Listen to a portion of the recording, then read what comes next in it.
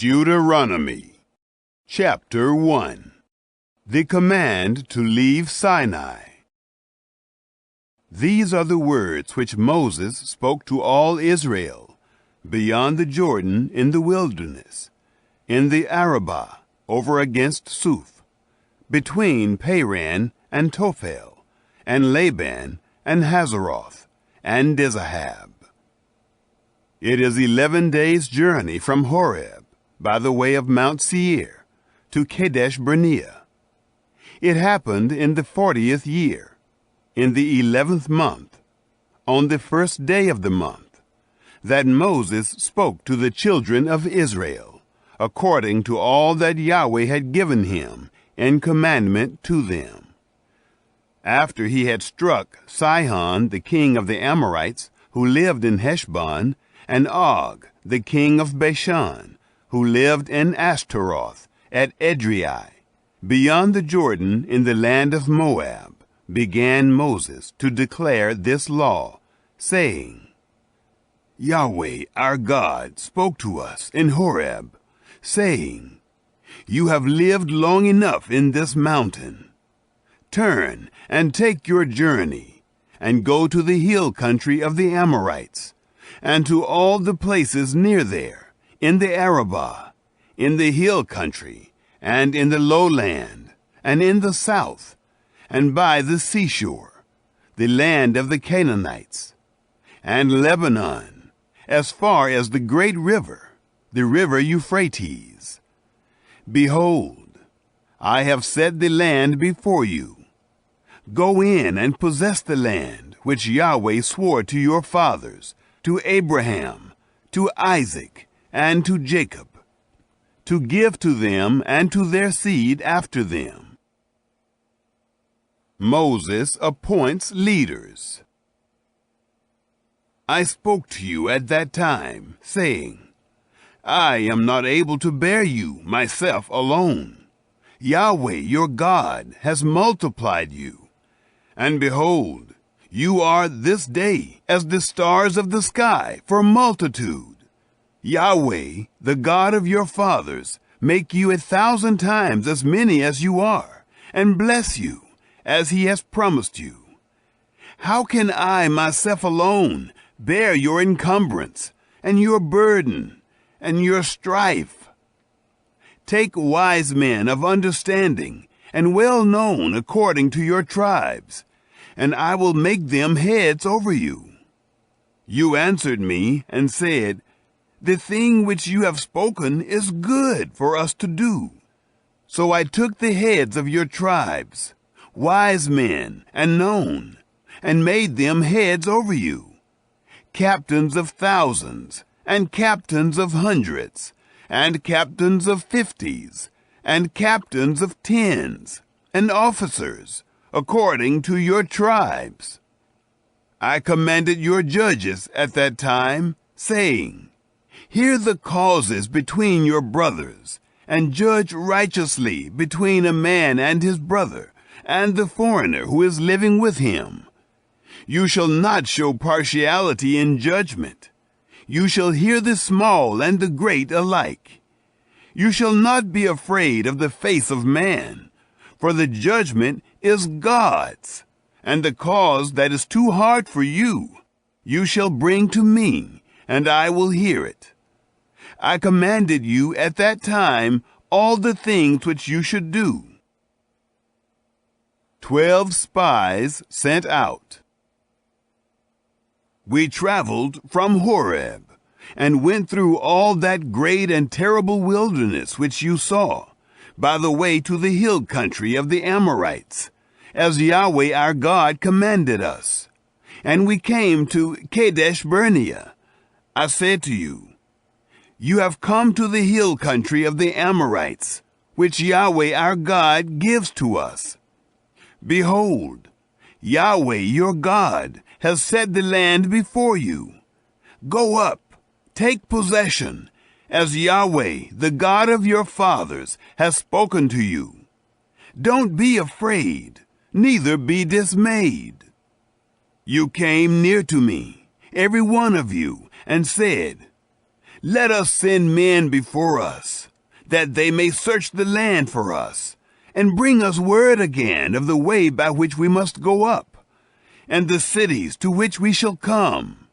The thing pleased me well, and I took 12 men of you, 1 man for every tribe. And they turned and went up into the hill country, and came to the valley of Eshcol, and spied it out. They took of the fruit of the land in their hands, and brought it down to us, and brought us word again, and said, It is a good land which Yahweh our God gives to us. Israel's rebellion. Yet you wouldn't go up, but rebelled against the commandment of Yahweh your God. And you murmured in your tents, and said, Because Yahweh hated us, he has brought us forth out of the land of Egypt, to deliver us into the hand of the Amorites, to destroy us. Where are we going up? Our brothers have made our heart to melt, saying, The people are greater and taller than we. The cities are great and fortified up to the sky. And moreover, we have seen the sons of the Anakim there. Then I said to you, Don't dread, neither be afraid of them.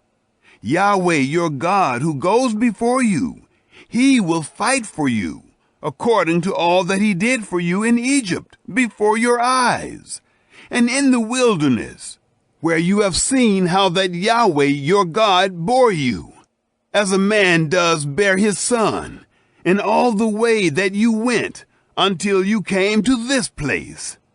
Yet in this thing you didn't believe Yahweh your God, who went before you in the way, to seek you out a place to pitch your tents in fire by night, to show you by what way you should go, and in the cloud by day. Israel's penalty. Yahweh heard the voice of your words, and was angry, and swore, saying, Surely not one of these men of this evil generation shall see the good land which I swore to give to your fathers, except Caleb, the son of Jephunneh. He shall see it, and to him will I give the land that he has trodden on, and to his children, because he has wholly followed Yahweh. Also, Yahweh was angry with me for your sakes, saying, You also shall not go in there. Joshua, the son of Nun, who stands before you, he shall go in there. Encourage you him, for he shall cause Israel to inherit it. Moreover, your little ones, whom you said should be a prey, and your children, who this day have no knowledge of good or evil, they shall go in there, and to them will I give it, and they shall possess it. But as for you, turn and take your journey into the wilderness by the way to the Red Sea. The defeat at Hormah. Then you answered and said to me, We have sinned against Yahweh. We will go up and fight, according to all that Yahweh our God commanded us. Every man of you put on his weapons of war, and presumed to go up into the hill country.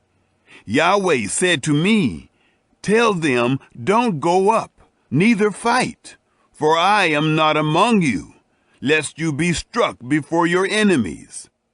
So I spoke to you, and you didn't listen, but you rebelled against the commandment of Yahweh, and were presumptuous, and went up into the hill country. The Amorites who lived in that hill country came out against you, and chased you as bees do, and beat you down in Seir, even to Hormah. You returned and wept before Yahweh. But Yahweh didn't listen to your voice, nor gave ear to you. So you stayed in Kadesh many days, according to the days that you stayed there.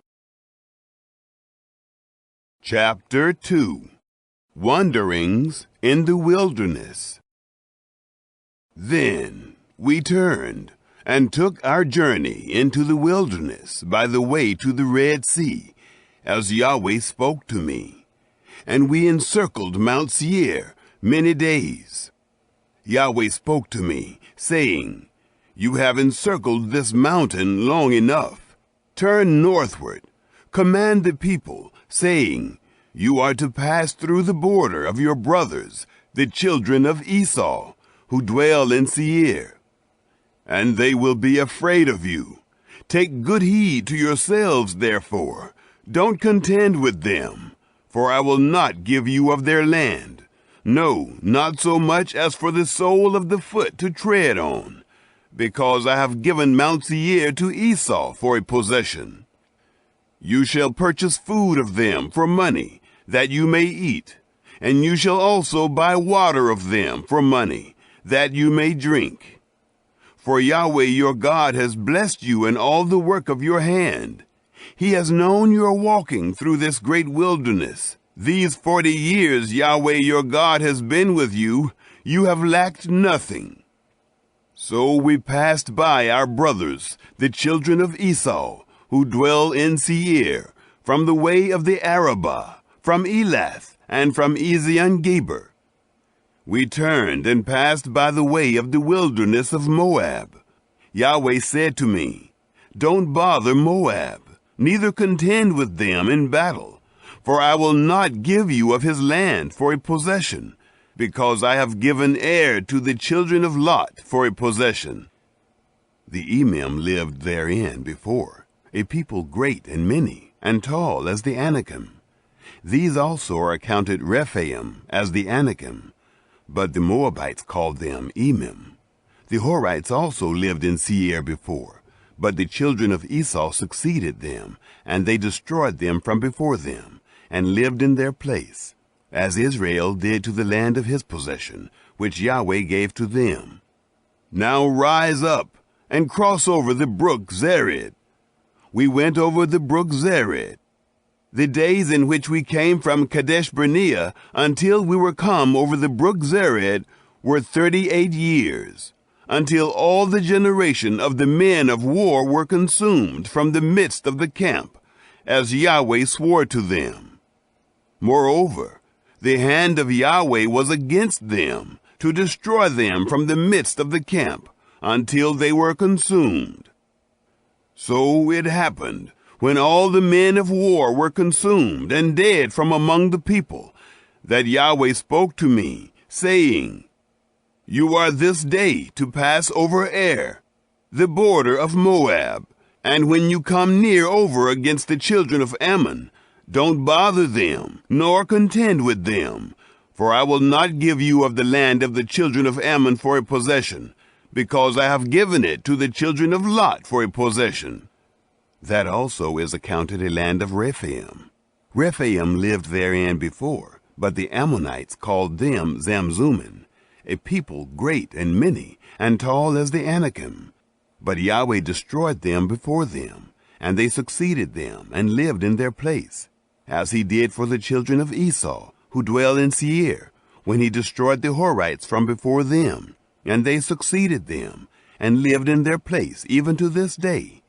And the Avim, who lived in villages as far as Gaza, the Caphtorim, who came forth out of Caphtor, destroyed them, and lived in their place.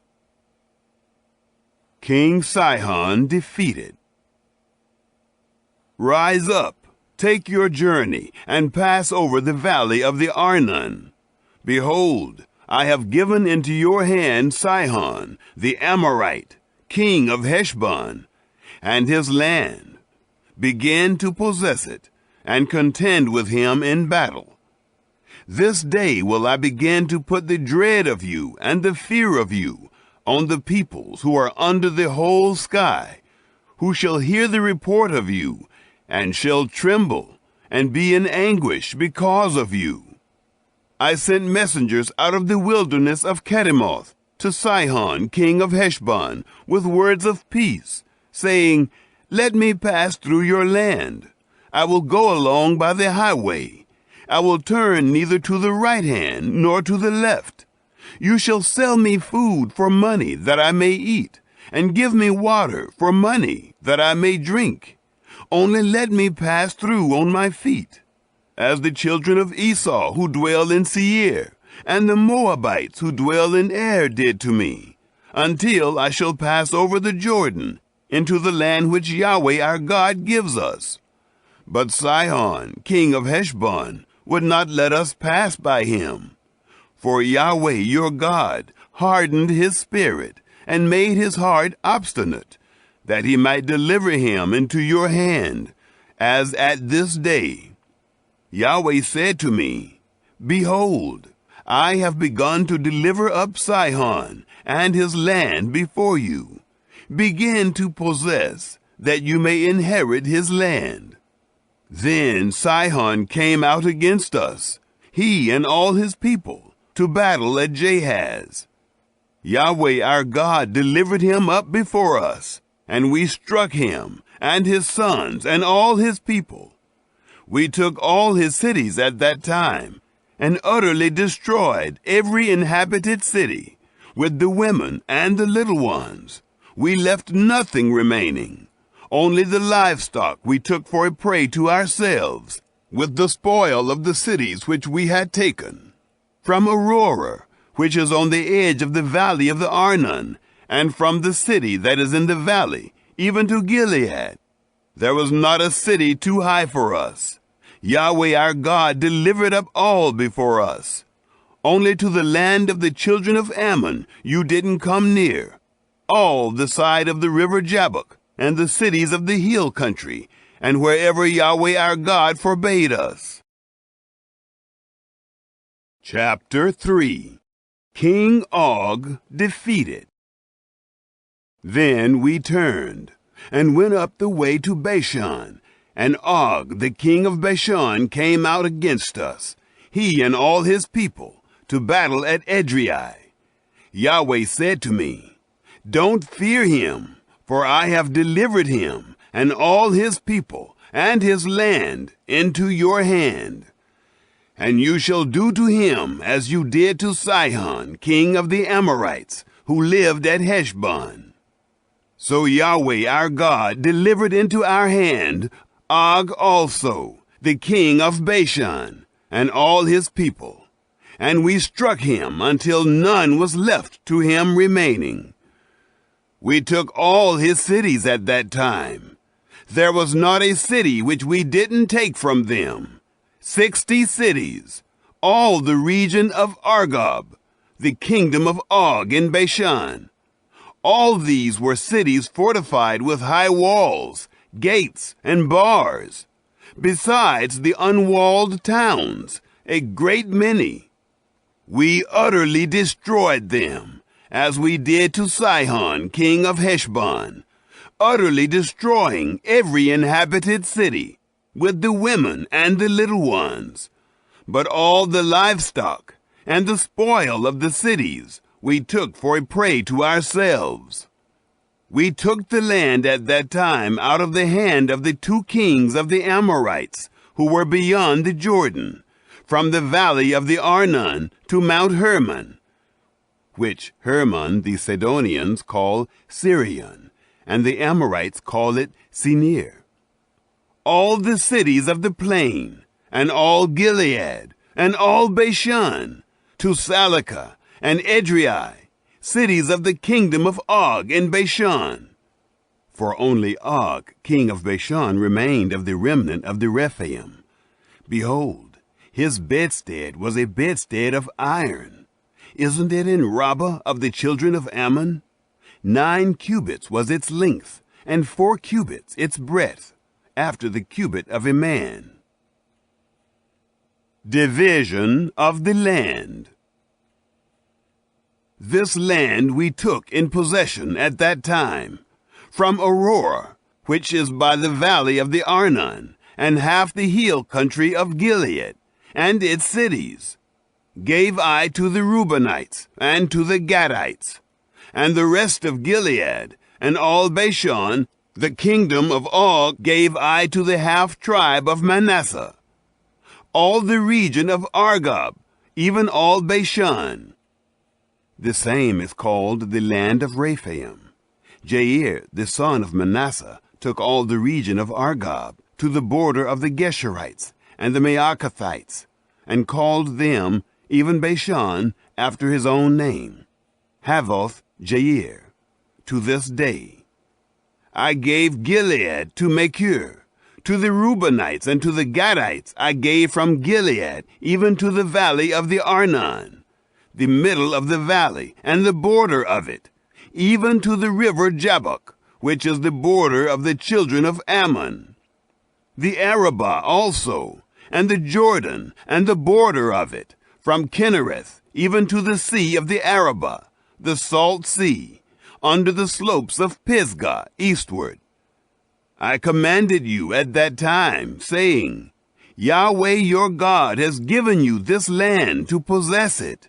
You shall pass over, armed, before your brothers, the children of Israel, all the men of valor, but your wives and your little ones and your livestock, I know that you have much livestock, shall live in your cities which I have given you, until Yahweh gives rest to your brothers, as to you, and they also possess the land which Yahweh your God gives them beyond the Jordan.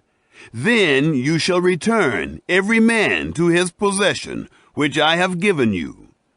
I commanded Joshua at that time, saying, Your eyes have seen all that Yahweh your God has done to these two kings. So shall Yahweh do to all the kingdoms where you go over. You shall not fear them, for Yahweh your God, he it is who fights for you. Moses forbidden to cross the Jordan. I begged Yahweh at that time, saying, Lord Yahweh, you have begun to show your servant your greatness and your strong hand. For what God is there in heaven or in earth that can do according to your works and according to your mighty acts? Please let me go over and see the good land that is beyond the Jordan, that goodly mountain, and Lebanon. But Yahweh was angry with me for your sakes, and didn't listen to me. And Yahweh said to me, Let it suffice you. Speak no more to me of this matter. Go up to the top of Pisgah, and lift up your eyes westward, and northward, and southward, and eastward, and see with your eyes, for you shall not go over this Jordan. But commission Joshua, and encourage him, and strengthen him, for he shall go over before this people, and he shall cause them to inherit the land which you shall see. So we stayed in the valley over against Beth Peor. Chapter 4. An exhortation to obedience. Now, Israel, listen to the statutes and to the ordinances which I teach you, to do them, that you may live, and go in and possess the land which Yahweh, the God of your fathers, gives you. You shall not add to the word which I command you, neither shall you diminish from it, that you may keep the commandments of Yahweh your God, which I command you. Your eyes have seen what Yahweh did because of Baal Peor. For all the men who followed Baal Peor, Yahweh your God has destroyed them from the midst of you. But you who did cling to Yahweh your God are all alive this day. Behold, I have taught you statutes and ordinances, even as Yahweh my God commanded me, that you should do so in the midst of the land where you go in to possess it. Keep therefore and do them, for this is your wisdom and your understanding in the sight of the peoples, who shall hear all these statutes and say, Surely this great nation is a wise and understanding people. For what great nation is there that has a God so near to them as Yahweh our God is whenever we call on him? What great nation is there that has statutes and ordinances so righteous as all this law, which I set before you this day? Only take heed to yourself, and keep your soul diligently, lest you forget the things which your eyes saw, and lest they depart from your heart all the days of your life. But make them known to your children and your children's children, the day that you stood before Yahweh your God in Horeb, when Yahweh said to me, Assemble me the people, and I will make them hear my words, that they may learn to fear me all the days that they live on the earth, and that they may teach their children. You came near and stood under the mountain, and the mountain burned with fire to the heart of the sky, with darkness, cloud, and thick darkness. Yahweh spoke to you out of the midst of the fire. You heard the voice of words, but you saw no form. Only you heard a voice. He declared to you his covenant, which he commanded you to perform, even the 10 commandments, and he wrote them on 2 tables of stone. Yahweh commanded me at that time to teach you statutes and ordinances, that you might do them in the land where you go over to possess it. Warning against idolatry. Take therefore good heed to yourselves, for you saw no kind of form on the day that Yahweh spoke to you in Horeb, out of the midst of the fire, lest you corrupt yourselves, and make yourself an engraved image in the form of any figure, the likeness of male or female, the likeness of any animal that is on the earth, the likeness of any winged bird that flies in the sky, the likeness of anything that creeps on the ground, the likeness of any fish that is in the water under the earth.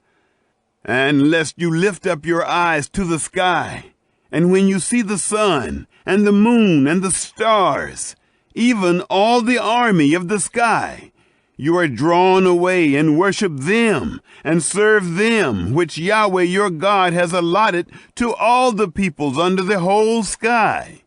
But Yahweh has taken you and brought you forth out of the iron furnace, out of Egypt, to be to him a people of inheritance, as at this day. Furthermore, Yahweh was angry with me for your sakes, and swore that I should not go over the Jordan, and that I should not go into that good land, which Yahweh your God gives you for an inheritance. But I must die in this land.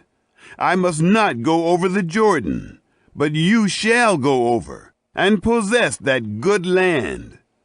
Take heed to yourselves, lest you forget the covenant of Yahweh your God, which he made with you, and make you an engraved image in the form of anything which Yahweh your God has forbidden you.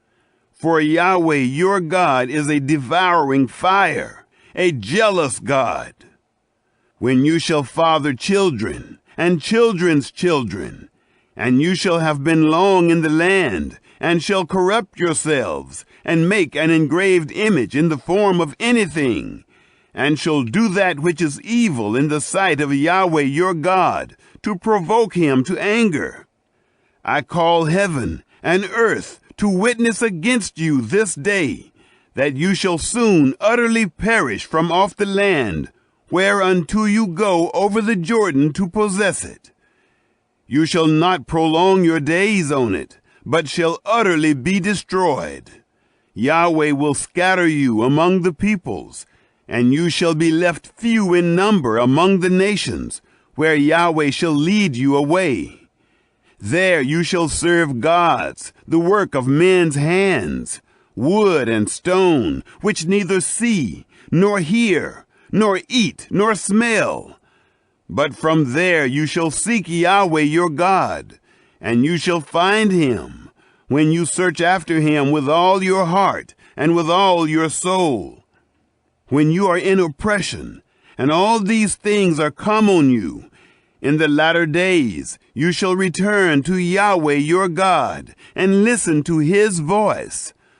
For Yahweh your God is a merciful God.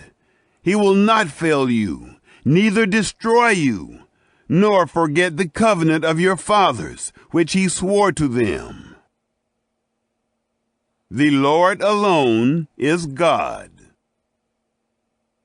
For ask now of the days that are past, which were before you, since the day that God created man on the earth, and from the one end of the sky to the other, whether there has been any such thing as this great thing is, or has been heard like it. Did ever a people hear the voice of God speaking out of the midst of the fire, as you have heard, and live? Or has God tried to go and take him a nation from the midst of another nation, by trials, by signs, and by wonders, and by war, and by a mighty hand, and by an outstretched arm, and by great terrors, according to all that Yahweh your God did for you in Egypt before your eyes? It was shown to you so that you might know that Yahweh is God. There is no one else besides him.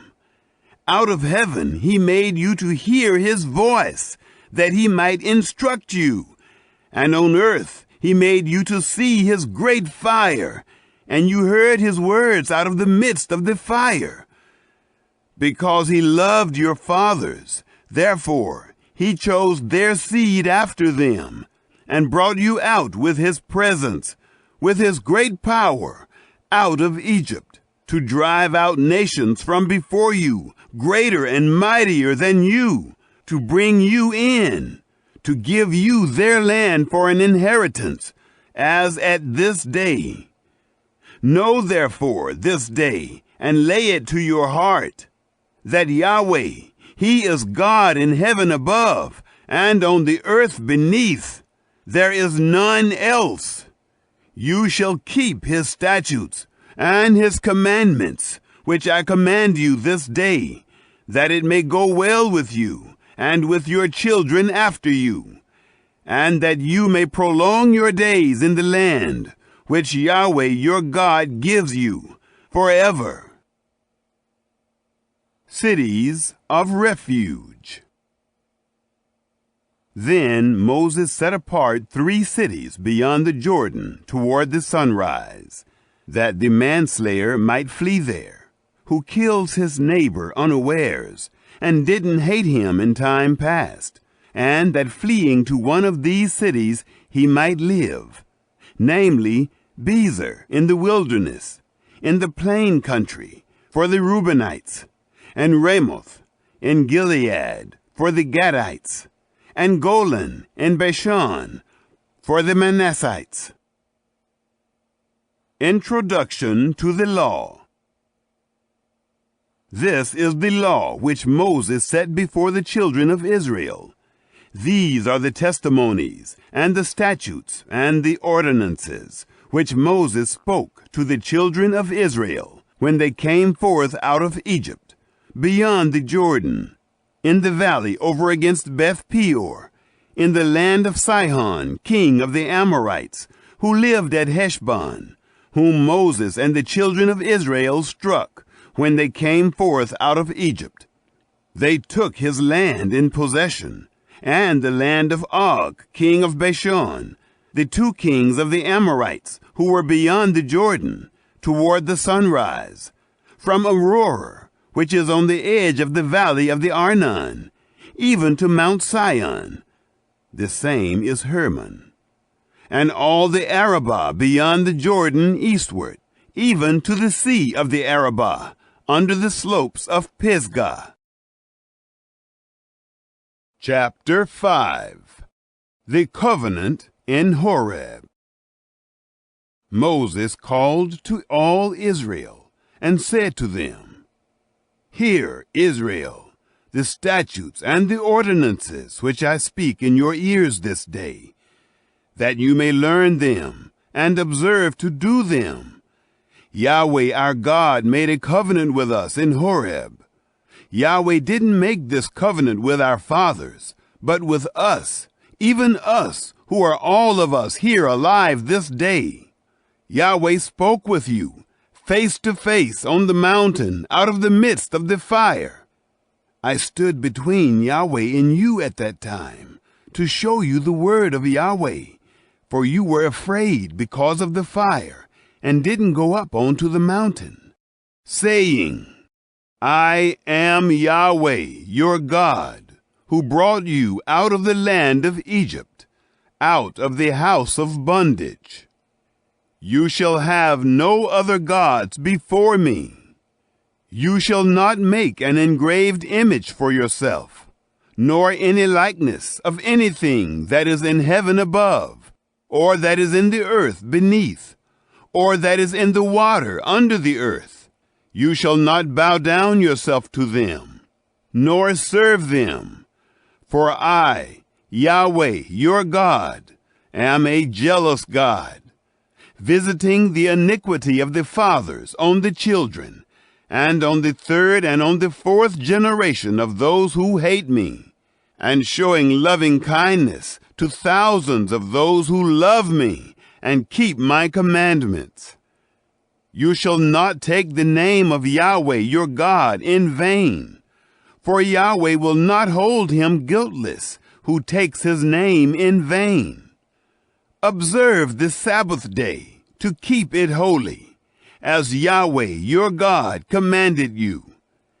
You shall labor 6 days and do all your work, but the seventh day is a Sabbath to Yahweh your God, in which you shall not do any work, you, nor your son, nor your daughter, nor your male servant, nor your female servant, nor your ox, nor your donkey, nor any of your livestock, nor your stranger who is within your gates, that your male servant and your female servant may rest as well as you. You shall remember that you were a servant in the land of Egypt, and Yahweh your God brought you out of there by a mighty hand and by an outstretched arm. Therefore, Yahweh your God commanded you to keep the Sabbath day. Honor your father and your mother, as Yahweh your God commanded you, that your days may be long, and that it may go well with you in the land which Yahweh your God gives you. You shall not murder, neither shall you commit adultery, neither shall you steal, neither shall you give false testimony against your neighbor, neither shall you covet your neighbor's wife, neither shall you desire your neighbor's house, his field, or his male servant, or his female servant, his ox, or his donkey, or anything that is your neighbor's. Moses intercedes for the people. These words Yahweh spoke to all your assembly on the mountain out of the midst of the fire, of the cloud, and of the thick darkness, with a great voice, and he added no more. He wrote them on 2 tables of stone, and gave them to me. It happened, when you heard the voice out of the midst of the darkness, while the mountain was burning with fire, that you came near to me, even all the heads of your tribes and your elders, and you said, Behold, Yahweh our God has shown us his glory and his greatness, and we have heard his voice out of the midst of the fire. We have seen this day that God does speak with man, and he lives. Now, therefore, why should we die? For this great fire will consume us. If we hear the voice of Yahweh our God any more, then we shall die. For who is there of all flesh that has heard the voice of the living God speaking out of the midst of the fire, as we have, and lived? Go near and hear all that Yahweh our God shall say, and tell us all that Yahweh our God shall tell you, and we will hear it and do it. Yahweh heard the voice of your words when you spoke to me, and Yahweh said to me, I have heard the voice of the words of this people, which they have spoken to you. They have well said all that they have spoken. Oh, that there were such a heart in them, that they would fear me, and keep all my commandments always, that it might be well with them, and with their children forever. Go tell them, return to your tents. But as for you, stand here by me, and I will tell you all the commandment, and the statutes, and the ordinances, which you shall teach them, that they may do them in the land which I give them to possess it. You shall observe to do therefore, as Yahweh your God has commanded you. You shall not turn aside to the right hand, or to the left. You shall walk in all the way which Yahweh your God has commanded you, that you may live, and that it may be well with you, and that you may prolong your days in the land which you shall possess. Chapter 6. The Greatest Commandment. Now this is the commandment, the statutes, and the ordinances, which Yahweh your God commanded to teach you, that you might do them in the land where you go over to possess it, that you might fear Yahweh your God, to keep all his statutes and his commandments, which I command you, you and your son, and your son's son, all the days of your life, and that your days may be prolonged. Hear, therefore, Israel, and observe to do it, that it may be well with you, and that you may increase mightily, as Yahweh, the God of your fathers, has promised to you, in a land flowing with milk and honey. Hear, Israel, Yahweh is our God. Yahweh is one, and you shall love Yahweh your God with all your heart, and with all your soul, and with all your might. These words which I command you this day shall be on your heart, and you shall teach them diligently to your children, and shall talk of them when you sit in your house, and when you walk by the way, and when you lie down, and when you rise up. You shall bind them for a sign on your hand, and they shall be for symbols between your eyes. You shall write them on the doorposts of your house, and on your gates. It shall be, when Yahweh your God shall bring you into the land which he swore to your fathers, to Abraham, to Isaac, and to Jacob, to give you great and goodly cities, which you didn't build, and houses full of all good things, which you didn't fill, and cisterns dug out, which you didn't dig, vineyards and olive trees, which you didn't plant, and you shall eat and be full.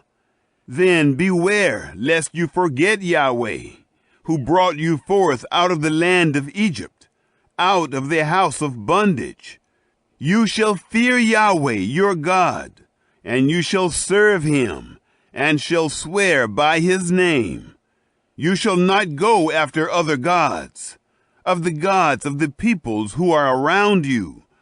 For Yahweh your God in the midst of you is a jealous God, lest the anger of Yahweh your God be kindled against you, and he destroy you from off the face of the earth.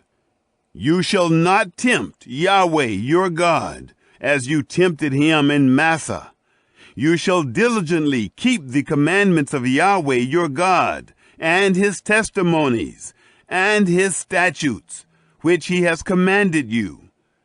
You shall do that which is right and good in the sight of Yahweh, that it may be well with you, and that you may go in and possess the good land which Yahweh swore to your fathers, to thrust out all your enemies from before you, as Yahweh has spoken. Teach your children.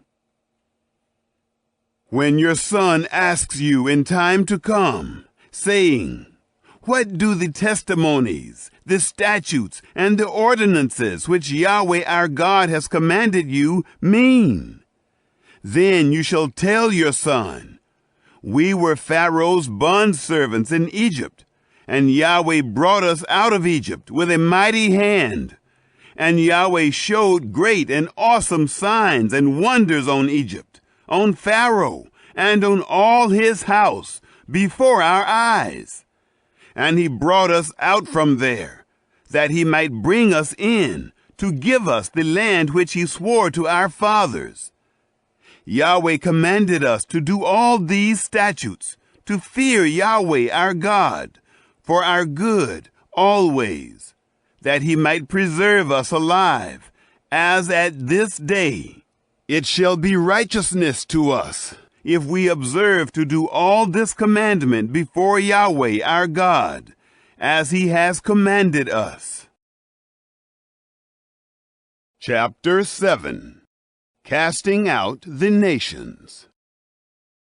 When Yahweh your God shall bring you into the land where you go to possess it, and shall cast out many nations before you, the Hittite, and the Girgashite, and the Amorite, and the Canaanite, and the Perizzite, and the Hivite, and the Jebusite, 7 nations greater and mightier than you. And when Yahweh your God shall deliver them up before you, and you shall strike them, then you shall utterly destroy them. You shall make no covenant with them, nor show mercy to them. Neither shall you make marriages with them. Your daughter you shall not give to his son, nor shall you take his daughter for your son. For he will turn away your son from following me, that they may serve other gods. So the anger of Yahweh would be kindled against you, and he would destroy you quickly. But you shall deal with them like this. You shall break down their altars, and dash their pillars in pieces, and cut down their Asherim, and burn their engraved images with fire. For you are a holy people to Yahweh your God. Yahweh your God has chosen you to be a people for his own possession, above all peoples who are on the face of the earth. Yahweh didn't set his love on you, nor choose you, because you were more in number than any people, for you were the fewest of all peoples. But because Yahweh loves you, and because he would keep the oath which he swore to your fathers, has Yahweh brought you out with a mighty hand, and redeemed you out of the house of bondage, from the hand of Pharaoh, king of Egypt. Know therefore that Yahweh your God, he is God, the faithful God, who keeps covenant and loving kindness with them who love him, and keep his commandments to 1,000 generations, and repays those who hate him to their face, to destroy them. He will not be slack to him who hates him. He will repay him to his face. You shall therefore keep the commandment, and the statutes, and the ordinances, which I command you this day to do them. God's promises. It shall happen, because you listen to these ordinances, and keep and do them, that Yahweh your God will keep with you the covenant and the loving kindness which he swore to your fathers. And he will love you, and bless you, and multiply you. He will also bless the fruit of your body, and the fruit of your ground, your grain and your new wine, and your oil, the increase of your livestock, and the young of your flock, in the land which he swore to your fathers to give you. You shall be blessed above all peoples. There shall not be male or female barren among you, or among your livestock. Yahweh will take away from you all sickness, and none of the evil diseases of Egypt, which you know, he will put on you, but will lay them on all those who hate you. You shall consume all the peoples whom Yahweh your God shall deliver to you. Your eye shall not pity them, neither shall you serve their gods, for that will be a snare to you. If you shall say in your heart, these nations are more than I, how can I dispossess them? You shall not be afraid of them. You shall well remember what Yahweh your God did to Pharaoh and to all Egypt, the great trials which your eyes saw, and the signs, and the wonders, and the mighty hand, and the outstretched arm, by which Yahweh your God brought you out. So shall Yahweh your God do to all the peoples of whom you are afraid. Moreover, Yahweh your God will send the hornet among them, until those who are left and hide themselves perish from before you. You shall not be scared of them, for Yahweh your God is in the midst of you, a great and awesome God. Yahweh your God will cast out those nations before you by little and little. You may not consume them at once, lest the animals of the field increase on you. But Yahweh your God will deliver them up before you, and will confuse them with a great confusion, until they be destroyed. He will deliver their kings into your hand, and you shall make their name to perish from under the sky. No man shall be able to stand before you until you have destroyed them. You shall burn the engraved images of their gods with fire. You shall not covet the silver or the gold that is on them, nor take it for yourselves, lest you be snared in it. For it is an abomination to Yahweh your God. You shall not bring an abomination into your house, and become a devoted thing like it. You shall utterly detest it, and you shall utterly abhor it, for it is a devoted thing. Chapter 8. Remember the Lord your God. You shall observe to do all the commandment which I command you this day, that you may live and multiply, and go in and possess the land which Yahweh swore to your fathers. You shall remember all the way which Yahweh your God has led you these 40 years in the wilderness, that he might humble you, to prove you, to know what was in your heart, whether you would keep his commandments or not. He humbled you and allowed you to hunger, and fed you with manna, which you didn't know, neither did your fathers know, that he might make you know that man does not live by bread only, but by everything that proceeds out of the mouth of Yahweh does man live. Your clothing didn't grow old on you, neither did your foot swell these 40 years. You shall consider in your heart that as a man chastens his son, so Yahweh your God chastens you. You shall keep the commandments of Yahweh your God, to walk in his ways, and to fear him.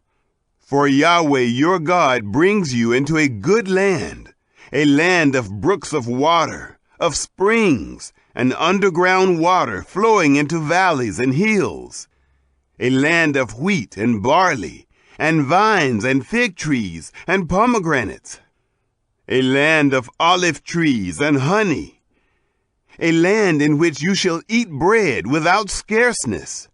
You shall not lack anything in it. a land whose stones are iron, and out of whose hills you may dig copper. You shall eat and be full, and you shall bless Yahweh your God for the good land which he has given you. Beware lest you forget Yahweh your God in not keeping his commandments and his ordinances and his statutes, which I command you this day, lest, when you have eaten and are full, and have built goodly houses and lived therein, and when your herds and your flocks multiply, and your silver and your gold is multiplied, and all that you have is multiplied, then your heart be lifted up, and you forget Yahweh your God, who brought you forth out of the land of Egypt, out of the house of bondage, who led you through the great and terrible wilderness, in which were fiery serpents and scorpions, and thirsty ground where there was no water, who brought you forth water out of the rock of flint, who fed you in the wilderness with manna, which your fathers didn't know, that he might humble you, and that he might prove you, to do you good at your latter end. And lest you say in your heart, my power and the might of my hand has gotten me this wealth. But you shall remember Yahweh your God, for it is he who gives you power to get wealth, that he may establish his covenant, which he swore to your fathers, as at this day. It shall be, if you shall forget Yahweh your God, and walk after other gods, and serve them, and worship them, I testify against you this day that you shall surely perish. As the nations that Yahweh makes to perish before you, so you shall perish, because you wouldn't listen to the voice of Yahweh your God. Chapter 9. Assurance of Victory. Hear, Israel, you are to pass over the Jordan this day, to go in to dispossess nations greater and mightier than yourself, cities great and fortified up to the sky, a people great and tall, the sons of the Anakim, whom you know, and of whom you have heard say, who can stand before the sons of Anak? Know therefore this day that Yahweh your God is he who goes over before you as a devouring fire. He will destroy them, and he will bring them down before you. So you shall drive them out, and make them to perish quickly, as Yahweh has spoken to you. Don't say in your heart, after Yahweh your God has thrust them out from before you, saying, for my righteousness Yahweh has brought me in to possess this land. Because Yahweh drives them out before you because of the wickedness of these nations. Not for your righteousness, or for the uprightness of your heart, do you go in to possess their land. But for the wickedness of these nations, Yahweh your God does drive them out from before you, and that he may establish the word which Yahweh swore to your fathers, to Abraham, to Isaac, and to Jacob. Know therefore that Yahweh your God doesn't give you this good land to possess it for your righteousness, for you are a stiff-necked people. The golden calf. Remember, don't forget, how you provoked Yahweh your God to wrath in the wilderness, from the day that you went forth out of the land of Egypt, until you came to this place. You have been rebellious against Yahweh. Also in Horeb, you provoked Yahweh to wrath, and Yahweh was angry with you to destroy you. When I was gone up onto the mountain to receive the tables of stone, even the tables of the covenant which Yahweh made with you, then I stayed on the mountain 40 days and 40 nights. I did neither eat bread nor drink water. Yahweh delivered to me the 2 tables of stone written with the finger of God, and on them was written according to all the words which Yahweh spoke with you on the mountain out of the midst of the fire in the day of the assembly. It came to pass at the end of 40 days and 40 nights that Yahweh gave me the 2 tables of stone, even the tables of the covenant. Yahweh said to me, "Arise, get down quickly from here, for your people whom you have brought forth out of Egypt have corrupted themselves. They have quickly turned aside out of the way which I commanded them. They have made them a molten image." Furthermore, Yahweh spoke to me, saying, "I have seen this people, and behold, it is a stiff-necked people. Let me alone that I may destroy them, and blot out their name from under the sky. And I will make of you a nation mightier and greater than they." So I turned and came down from the mountain, and the mountain was burning with fire, and the 2 tables of the covenant were in my 2 hands. I looked, and behold, you had sinned against Yahweh your God. You had made yourselves a molten calf. You had turned aside quickly out of the way which Yahweh had commanded you. I took hold of the 2 tables and cast them out of my 2 hands and broke them before your eyes. I fell down before Yahweh as at the first, 40 days and 40 nights. I did neither eat bread nor drink water, because of all your sin which you sinned, in doing that which was evil in the sight of Yahweh, to provoke him to anger. For I was afraid of the anger and hot displeasure with which Yahweh was angry against you, to destroy you. But Yahweh listened to me that time also. Yahweh was very angry with Aaron to destroy him, and I prayed for Aaron also at the same time. I took your sin, the calf which you had made, and burnt it with fire, and stamped it, grinding it very small, until it was as fine as dust, and I cast its dust into the brook that descended out of the mountain. At Taberah, and at Massa, and at Kibroth-Hattaavah, you provoked Yahweh to wrath, when Yahweh sent you from Kadesh-Barnea, saying, "Go up and possess the land which I have given you." Then you rebelled against the commandment of Yahweh your God, and you didn't believe him, nor listen to his voice. You have been rebellious against Yahweh from the day that I knew you. So I fell down before Yahweh the 40 days and 40 nights that I fell down, because Yahweh had said he would destroy you. I prayed to Yahweh and said, "Lord Yahweh, don't destroy your people and your inheritance, that you have redeemed through your greatness, that you have brought forth out of Egypt with a mighty hand. Remember your servants, Abraham, Isaac, and Jacob. Don't look to the stubbornness of this people, nor to their wickedness, nor to their sin, lest the land you brought us out from say, because Yahweh was not able to bring them into the land which he promised to them, and because he hated them, he has brought them out to kill them in the wilderness. Yet they are your people and your inheritance, which you brought out by your great power and by your outstretched arm." Chapter 10. The New Tablets of Stone. At that time, Yahweh said to me, "Cut 2 tablets of stone like the first, and come up to me onto the mountain, and make an ark of wood.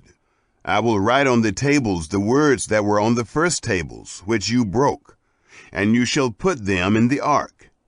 So I made an ark of acacia wood, and cut 2 tables of stone like the first, and went up onto the mountain, having the 2 tables in my hand. He wrote on the tables, according to the first writing, the 10 commandments, which Yahweh spoke to you on the mountain out of the midst of the fire, in the day of the assembly. And Yahweh gave them to me. I turned and came down from the mountain, and put the tables in the ark which I had made, and there they are, as Yahweh commanded me. The children of Israel traveled from Beeroth bene Jaakan to Mosera. There Aaron died, and there he was buried, and Eleazar his son ministered in the priest's office in his place. From there they traveled to Gudgoda, and from Gudgoda to Jotbatha, a land of brooks of water.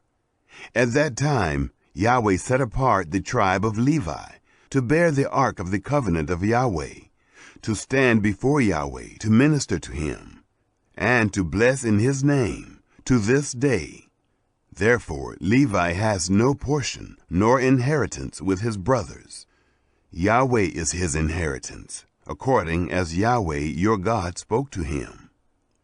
I stayed on the mountain, as at the first time, 40 days and 40 nights, and Yahweh listened to me that time also. Yahweh would not destroy you.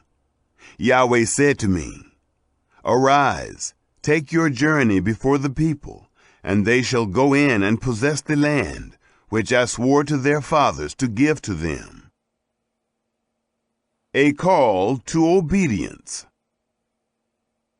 Now Israel, what does Yahweh your God require of you, but to fear Yahweh your God, to walk in all his ways, and to love him, and to serve Yahweh your God with all your heart and with all your soul, to keep the commandments of Yahweh and his statutes, which I command you this day for your good.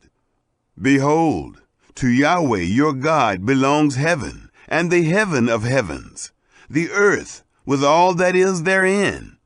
Only Yahweh had a delight in your fathers to love them, and he chose their seed after them, even you above all peoples, as at this day.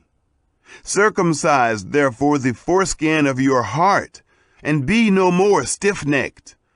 For Yahweh your God, he is God of gods, and Lord of lords, the great God, the mighty and the awesome, who doesn't respect persons, nor takes reward. He does execute justice for the fatherless and widow, and loves the foreigner, in giving him food and clothing. Therefore, love the foreigner, for you were foreigners in the land of Egypt. You shall fear Yahweh your God. You shall serve him, and you shall cling to him, and you shall swear by his name. He is your praise, and he is your God, who has done for you these great and awesome things, which your eyes have seen. Your fathers went down into Egypt with 70 persons, and now Yahweh your God has made you as the stars of the sky for multitude. Chapter 11. Rewards of Obedience. Therefore, you shall love Yahweh your God, and keep his instructions, and his statutes, and his ordinances, and his commandments always.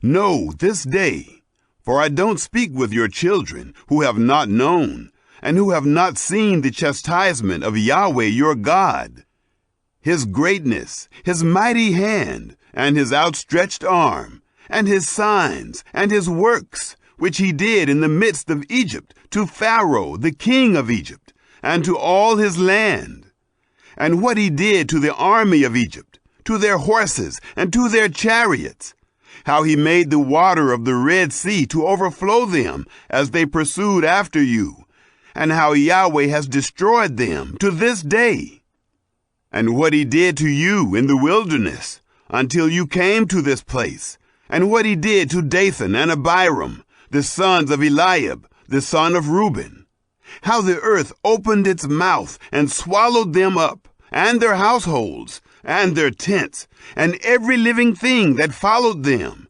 in the midst of all Israel. But your eyes have seen all the great work of Yahweh, which he did. God's great blessings. Therefore, You shall keep all the commandment which I command you this day, that you may be strong, and go in and possess the land, where you go over to possess it, and that you may prolong your days in the land, which Yahweh swore to your fathers to give to them and to their seed, a land flowing with milk and honey. For the land where you go in to possess it isn't as the land of Egypt that you came out from, where you sowed your seed and watered it with your foot as a garden of herbs. But the land where you go over to possess it is a land of hills and valleys, and drinks water of the rain of the sky, a land which Yahweh your God cares for. The eyes of Yahweh your God are always on it, from the beginning of the year even to the end of the year. It shall happen, if you shall listen diligently to my commandments, which I command you this day, to love Yahweh your God, and to serve him with all your heart and with all your soul, that I will give the rain of your land in its season, the former rain and the latter rain, that you may gather in your grain, and your new wine, and your oil. I will give grass in your fields for your livestock, and you shall eat and be full. Take heed to yourselves, lest your heart be deceived, and you turn aside and serve other gods, and worship them. And the anger of Yahweh be kindled against you, and he shut up the sky, so that there shall be no rain, and the land shall not yield its fruit, and you perish quickly from off the good land which Yahweh gives you. Remember God's words. Therefore you shall lay up these my words in your heart and in your soul, and you shall bind them for a sign on your hand, and they shall be for symbols between your eyes. You shall teach them your children, talking of them when you sit in your house, and when you walk by the way, and when you lie down, and when you rise up.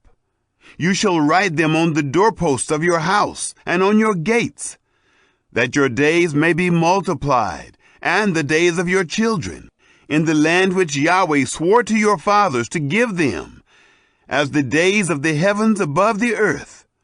For if you shall diligently keep all this commandment which I command you, to do it, to love Yahweh your God, to walk in all his ways, and to cling to him, then will Yahweh drive out all these nations from before you, and you shall dispossess nations greater and mightier than yourselves. Every place whereon the sole of your foot shall tread shall be yours, from the wilderness and Lebanon, from the river Euphrates, even to the hinder sea shall be your border. No man shall be able to stand before you. Yahweh your God shall lay the fear of you and the dread of you on all the land that you shall tread on, as he has spoken to you. A blessing and a curse. Behold, I set before you this day a blessing and a curse.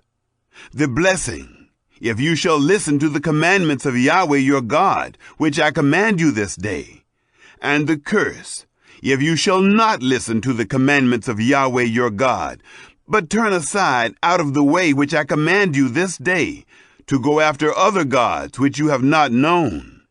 It shall happen, when Yahweh your God shall bring you into the land where you go to possess it, that you shall set the blessing on Mount Gerizim, and the curse on Mount Ebal. Aren't they beyond the Jordan, behind the way of the going down of the sun, in the land of the Canaanites, who dwell in the Arabah, over against Gilgal, beside the oaks of Moreh? For you are to pass over the Jordan to go in to possess the land which Yahweh your God gives you, and you shall possess it, and dwell therein.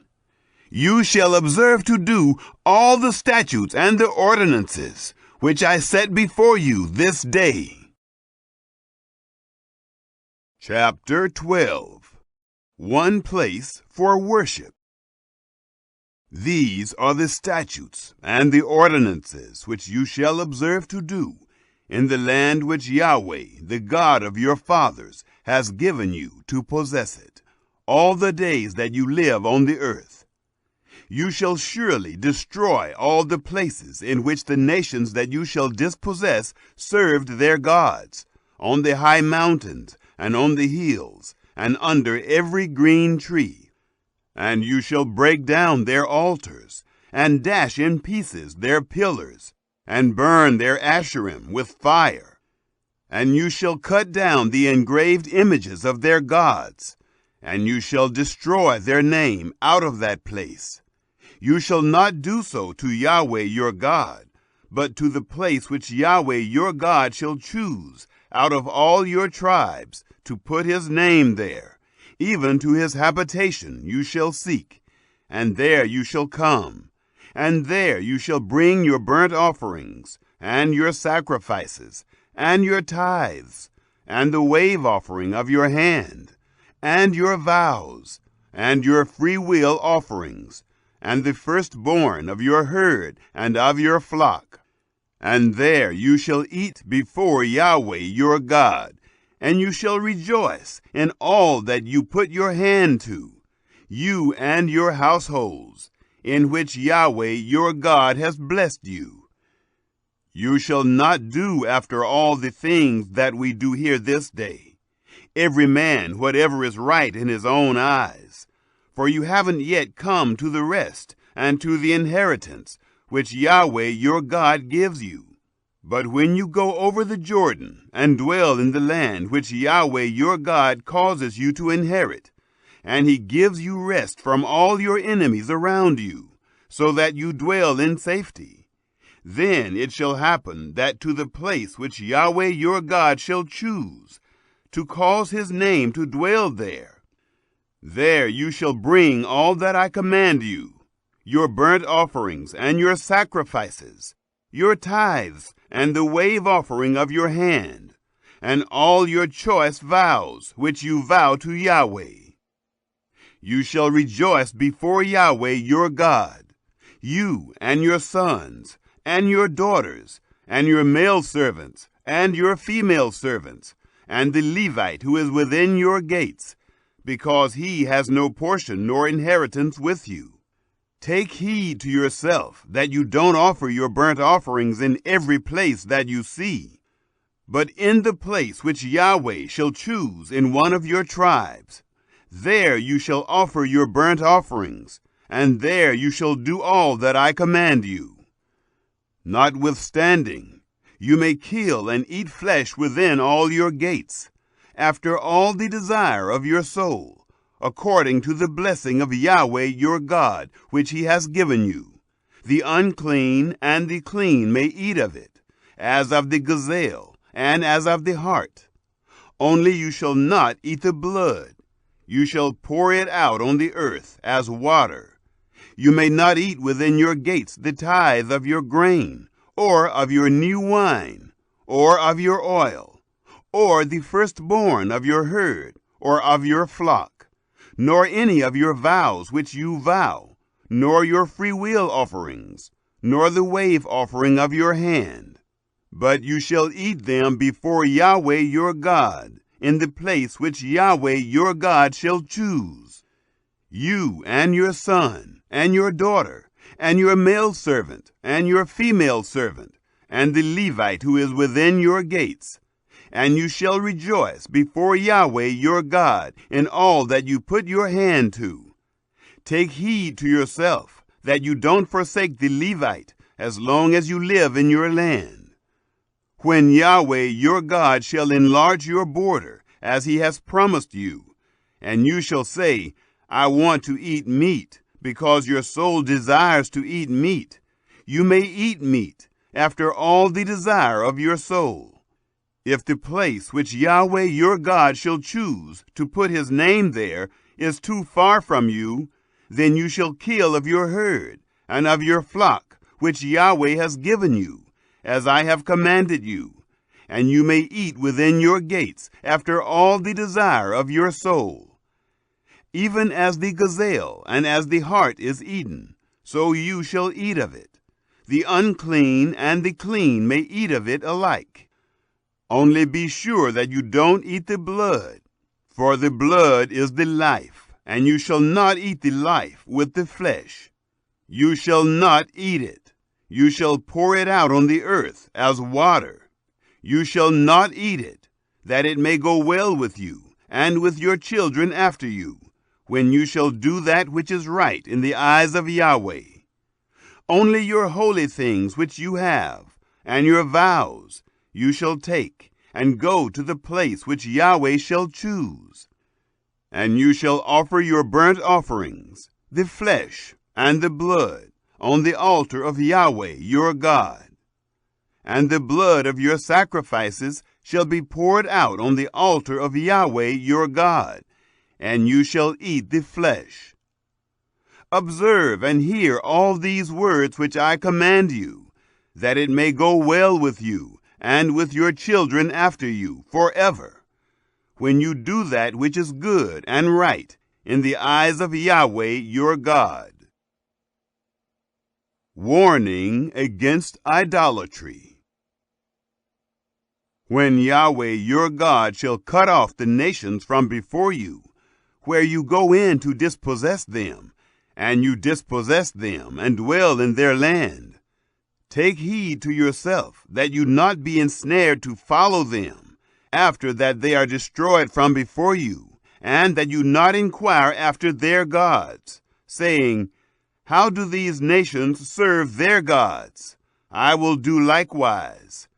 You shall not do so to Yahweh your God, for every abomination to Yahweh, which he hates, have they done to their gods. For even their sons and their daughters do they burn in the fire to their gods. Whatever thing I command you, that you shall observe to do. You shall not add thereto, nor diminish from it. Chapter 13. Idolaters to be put to death.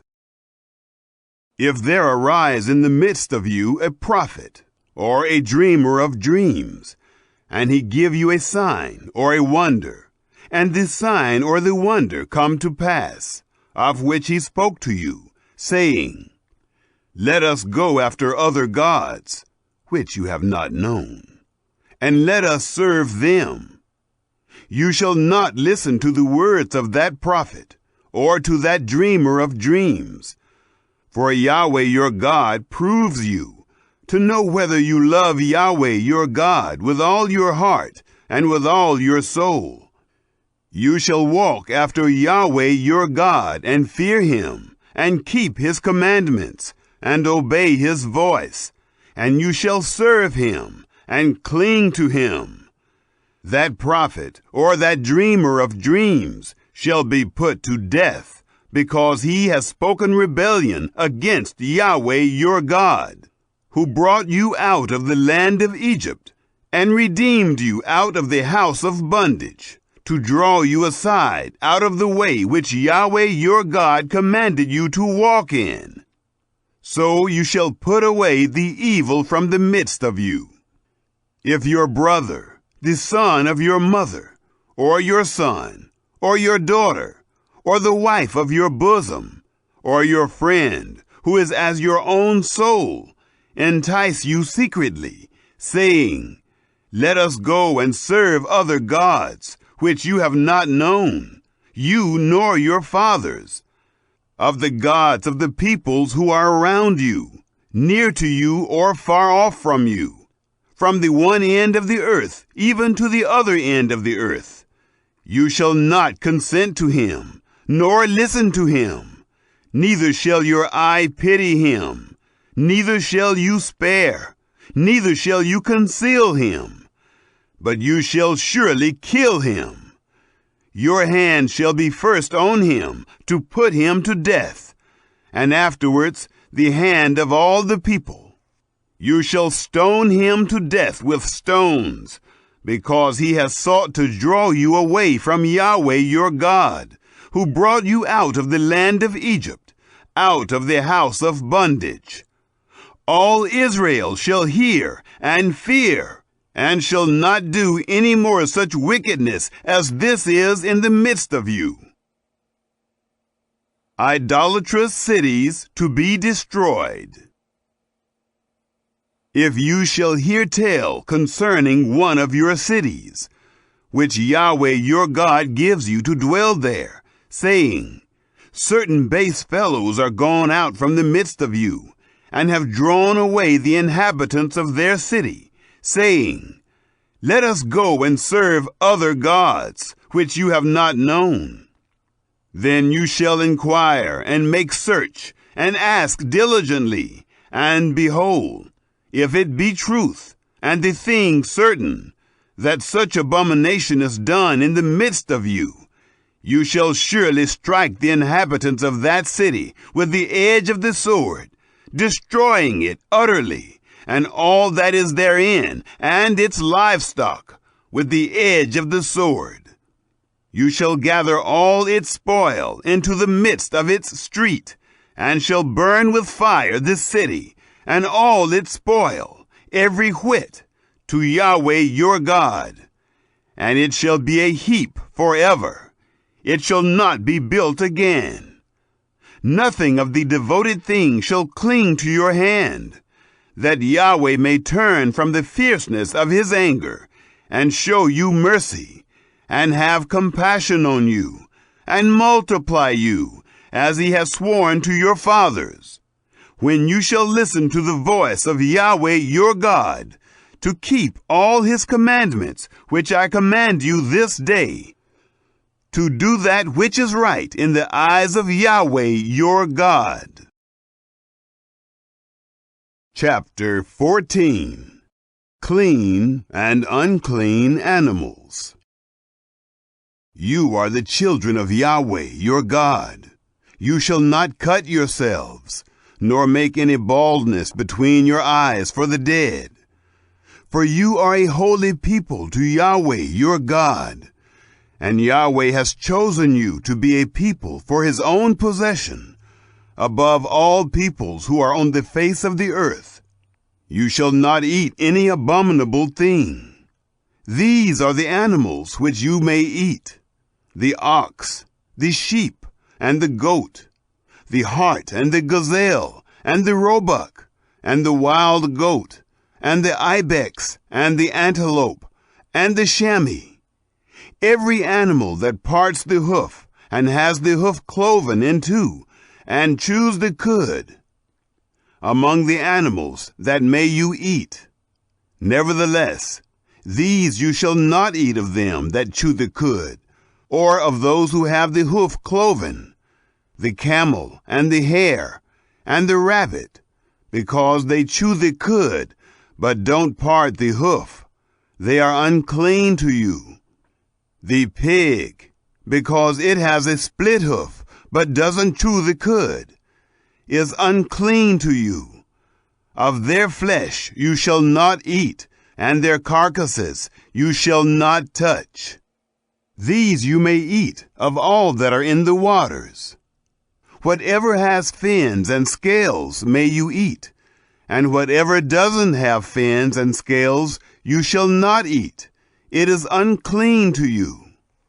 Of all clean birds you may eat, but these are they of which you shall not eat: the eagle, and the vulture, and the osprey, and the red kite, and the falcon, and the kite after its kind, and every raven after its kind, and the ostrich, and the owl, and the seagull, and the hawk after its kind, the little owl, and the great owl, and the horned owl, and the pelican, and the vulture, and the cormorant, and the stork, and the heron after its kind, and the hoopoe, and the bat. All winged creeping things are unclean to you. They shall not be eaten. Of all clean birds you may eat. You shall not eat of anything that dies of itself. You may give it to the foreigner living among you who is within your gates, that he may eat it. or you may sell it to a foreigner. For you are a holy people to Yahweh your God. You shall not boil a young goat in its mother's milk. Giving tithes. You shall surely tithe all the increase of your seed, that which comes forth from the field year by year.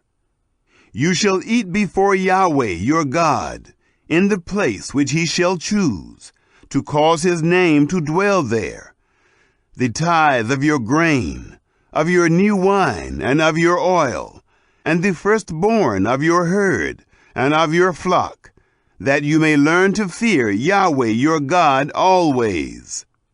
If the way is too long for you, so that you are not able to carry it because the place is too far from you, which Yahweh your God shall choose, to set his name there, when Yahweh your God shall bless you, then you shall turn it into money, and bind up the money in your hand, and shall go to the place which Yahweh your God shall choose. And you shall bestow the money for whatever your soul desires, for cattle, or for sheep, or for wine, or for strong drink, or for whatever your soul asks of you. And you shall eat there before Yahweh your God, and you shall rejoice, you and your household. The Levite who is within your gates, you shall not forsake him, for he has no portion nor inheritance with you. At the end of every 3 years you shall bring forth all the tithe of your increase in the same year, and shall lay it up within your gates. And the Levite, because he has no portion nor inheritance with you, and the foreigner living among you, and the fatherless, and the widow, who are within your gates, shall come, and shall eat and be satisfied, that Yahweh your God may bless you in all the work of your hand, which you do. Chapter 15. The 7th year. At the end of every 7 years, you shall make a release. This is the way of the release. Every creditor shall release that which he has lent to his neighbor. He shall not exact it of his neighbor and his brother, because Yahweh's release has been proclaimed. Of a foreigner you may exact it, but whatever of yours is with your brother, your hand shall release. However, there shall be no poor with you, for Yahweh will surely bless you in the land which Yahweh your God gives you for an inheritance to possess it. If only you diligently listen to the voice of Yahweh your God, to observe to do all this commandment, which I command you this day. For Yahweh your God will bless you, as he promised you, and you shall lend to many nations, but you shall not borrow, and you shall rule over many nations, but they shall not rule over you. Generosity in lending and giving.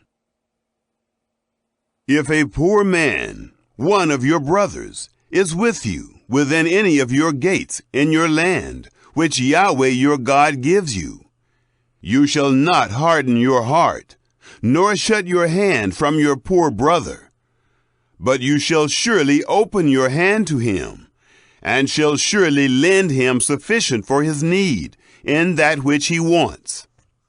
Beware that there not be a base thought in your heart, saying, the 7th year, the year of release, is at hand, and your eye be evil against your poor brother, and you give him nothing, and he cry to Yahweh against you, and it be sin to you.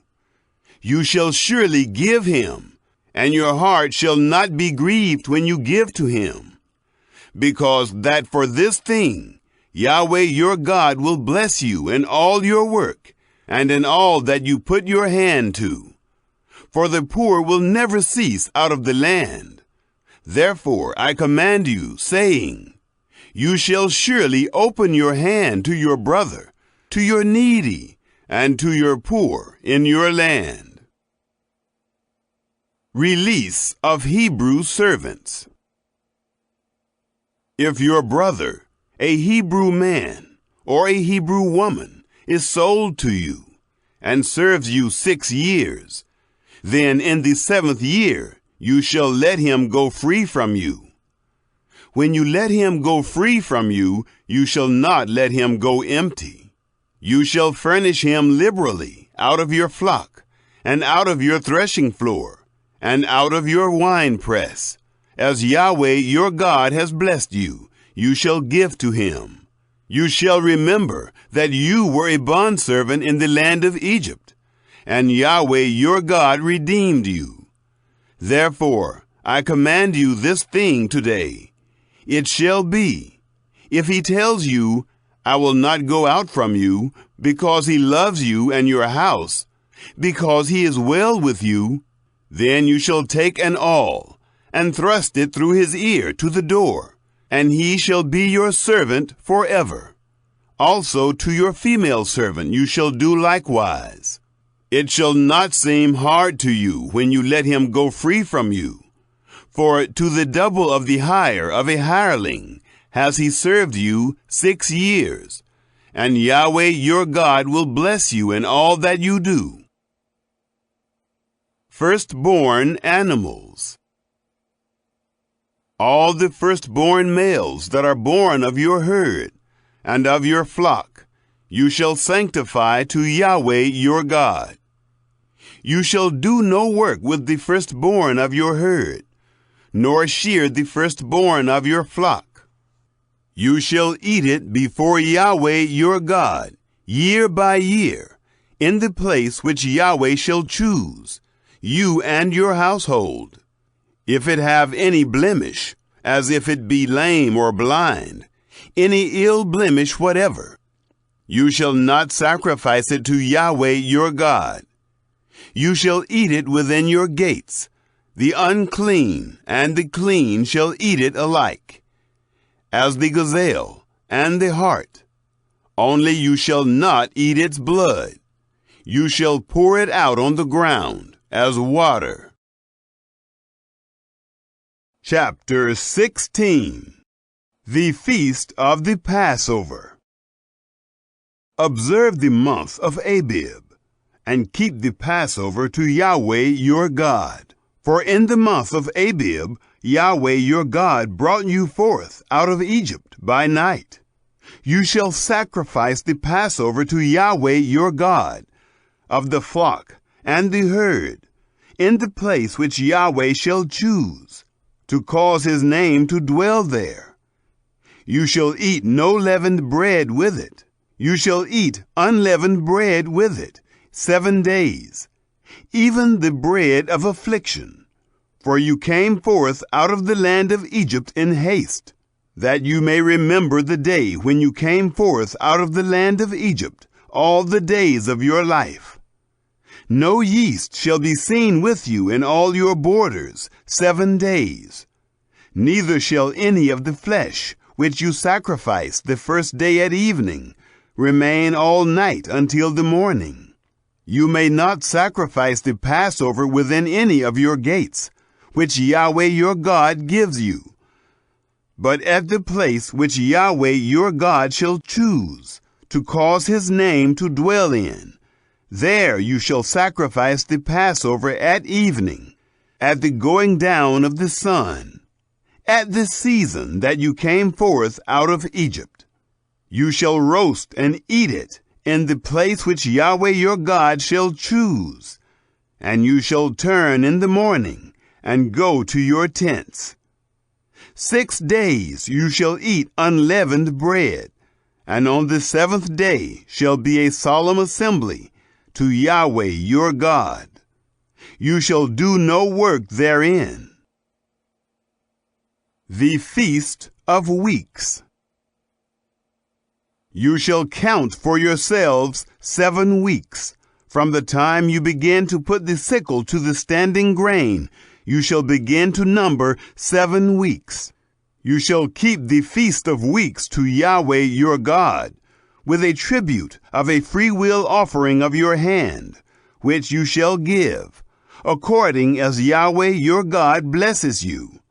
And you shall rejoice before Yahweh your God. you and your son, and your daughter, and your male servant, and your female servant, and the Levite who is within your gates, and the foreigner, and the fatherless, and the widow, who are in the midst of you, in the place which Yahweh your God shall choose, to cause his name to dwell there. You shall remember that you were a bondservant in Egypt, and you shall observe and do these statutes. The Feast of Tabernacles. You shall keep the Feast of Tents 7 days. After that you have gathered in from your threshing floor, and from your winepress. And you shall rejoice in your feast, you and your son, and your daughter, and your male servant, and your female servant, and the Levite, and the foreigner, and the fatherless, and the widow, who are within your gates. You shall keep a feast to Yahweh your God 7 days in the place which Yahweh shall choose, because Yahweh your God will bless you in all your increase, and in all the work of your hands, and you shall be altogether joyful. 3 times in a year shall all your males appear before Yahweh your God, in the place which he shall choose, in the feast of unleavened bread, and in the feast of weeks, and in the feast of tents, and they shall not appear before Yahweh empty. Every man shall give as he is able, according to the blessing of Yahweh your God, which he has given you. Judges and justice. You shall make judges and officers in all your gates, which Yahweh your God gives you, according to your tribes, and they shall judge the people with righteous judgment. You shall not wrest judgment. You shall not respect persons. Neither shall you take a bribe, for a bribe does blind the eyes of the wise, and pervert the words of the righteous. You shall follow that which is altogether just, that you may live, and inherit the land which Yahweh your God gives you. Forbidden forms of worship. You shall not plant for yourselves an Asherah of any kind of tree beside the altar of Yahweh your God, which you shall make for yourselves. Neither shall you set yourself up a pillar, which Yahweh your God hates. Chapter 17. Detestable Sacrifices. You shall not sacrifice to Yahweh your God an ox or a sheep, in which is a blemish or anything evil, for that is an abomination to Yahweh your God. Purge the idolater. If there be found in the midst of you, within any of your gates which Yahweh your God gives you, man or woman, who does that which is evil in the sight of Yahweh your God, in transgressing his covenant, and has gone and served other gods, and worshipped them, or the sun, or the moon, or any of the army of the sky, which I have not commanded, and it be told you, and you have heard of it, then you shall inquire diligently, and behold, if it be true, and the thing certain, that such abomination is done in Israel, then you shall bring forth that man or that woman who has done this evil thing to your gates, even the man or the woman, and you shall stone them to death with stones. At the mouth of 2 witnesses or 3 witnesses shall he who is to die be put to death. At the mouth of 1 witness he shall not be put to death. The hand of the witnesses shall be first on him, to put him to death, and afterward the hand of all the people. So you shall put away the evil from the midst of you. Courts of law. If there arises a matter too hard for you in judgment, between blood and blood, between plea and plea, and between stroke and stroke, being matters of controversy within your gates, then you shall arise and go up to the place which Yahweh your God shall choose. And you shall come to the priests, the Levites, and to the judge who shall be in those days, and you shall inquire, and they shall show you the sentence of judgment. You shall do according to the tenor of the sentence which they shall show you, from that place which Yahweh shall choose. And you shall observe to do according to all that they shall teach you, according to the tenor of the law which they shall teach you, and according to the judgment which they shall tell you. You shall do. You shall not turn aside from the sentence which they shall show you, to the right hand, nor to the left. The man who does presumptuously in not listening to the priest who stands to minister there before Yahweh your God, or to the judge, even that man shall die, and you shall put away the evil from Israel. All the people shall hear and fear, and do no more presumptuously. Election and duties of kings. When you are come to the land which Yahweh your God gives you, and shall possess it, and shall dwell therein, and shall say, I will set a king over me, like all the nations that are around me. You shall surely set him king over yourselves, whom Yahweh your God shall choose. One from among your brothers you shall set king over you. You may not put a foreigner over you, who is not your brother. Only he shall not multiply horses to himself, nor cause the people to return to Egypt, to the end that he may multiply horses. Because Yahweh has said to you, you shall not go back that way again. Neither shall he multiply wives to himself, that his heart not turn away. Neither shall he greatly multiply to himself silver and gold. It shall be, when he sits on the throne of his kingdom, that he shall write him a copy of this law in a book, out of that which is before the priests, the Levites. And it shall be with him, and he shall read therein all the days of his life, that he may learn to fear Yahweh his God, to keep all the words of this law and these statutes, to do them, that his heart not be lifted up above his brothers, and that he not turn aside from the commandment to the right hand or to the left, to the end that he may prolong his days in his kingdom, he and his children, in the midst of Israel. Chapter 18. Provision for priests and Levites. The priests, the Levites, even all the tribe of Levi, shall have no portion nor inheritance with Israel. They shall eat the offerings of Yahweh made by fire and his inheritance. They shall have no inheritance among their brothers. Yahweh is their inheritance, as he has spoken to them.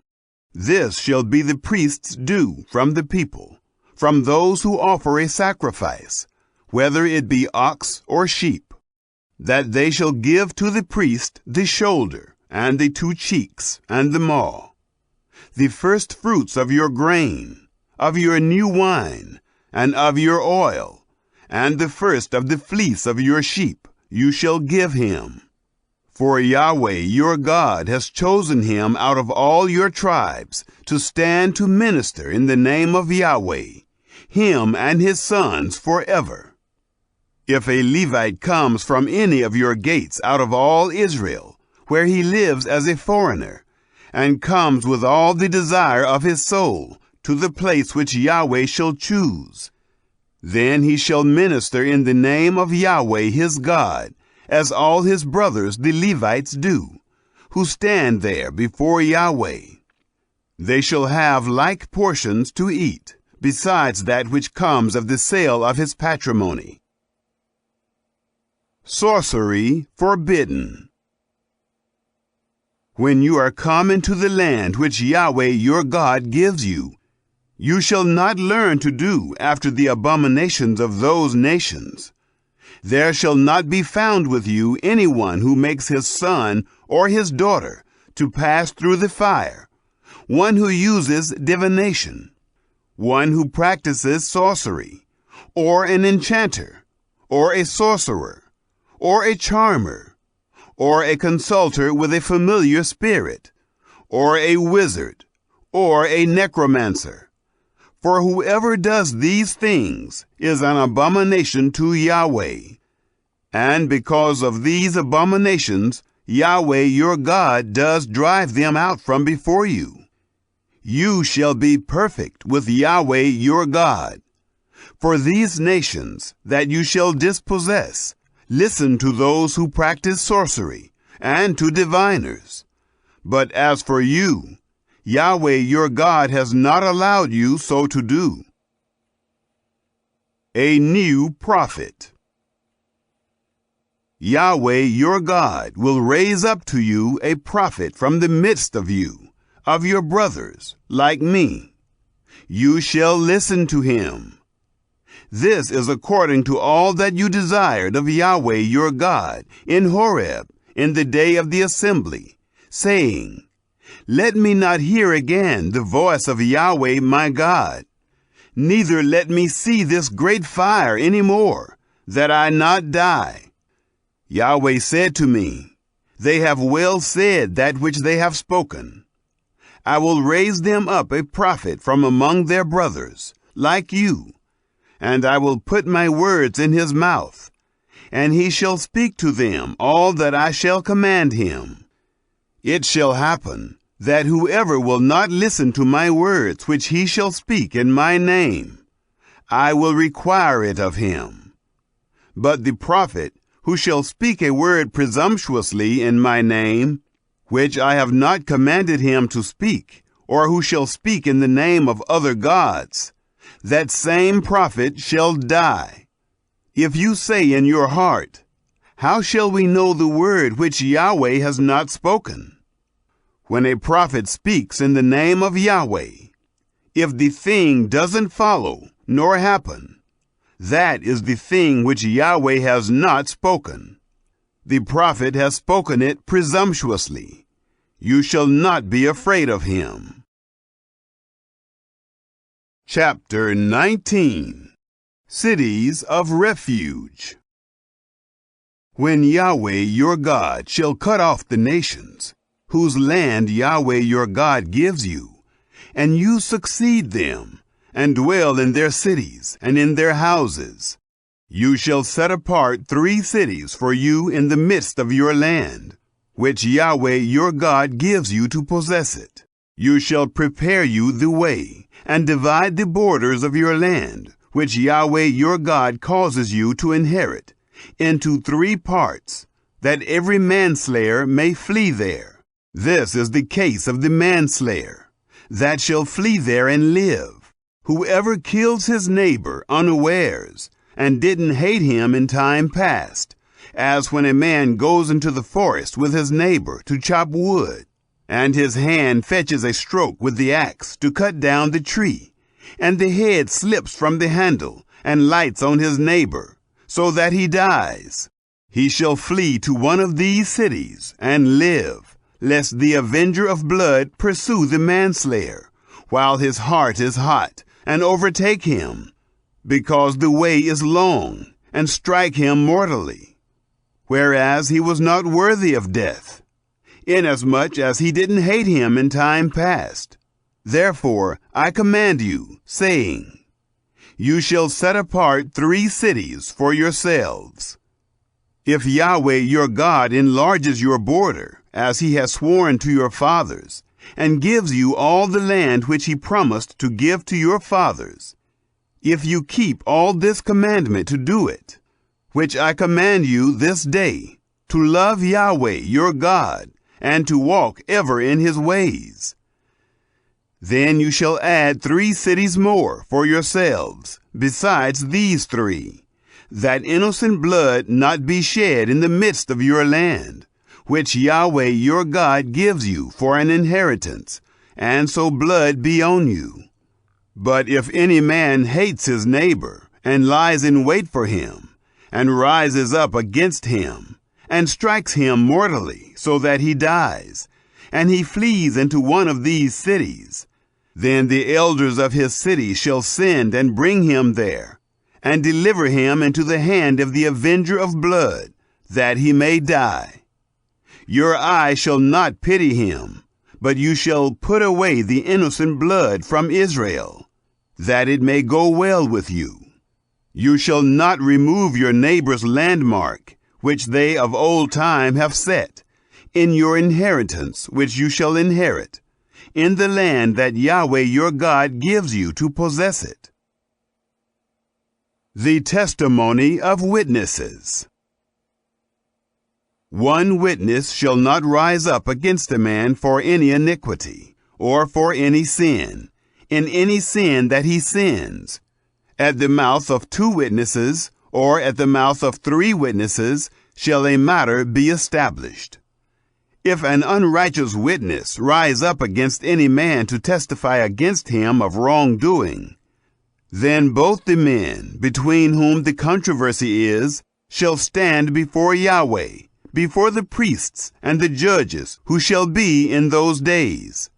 And the judges shall make diligent inquisition. And behold, if the witness is a false witness, and has testified falsely against his brother, then you shall do to him as he had thought to do to his brother. So you shall put away the evil from the midst of you.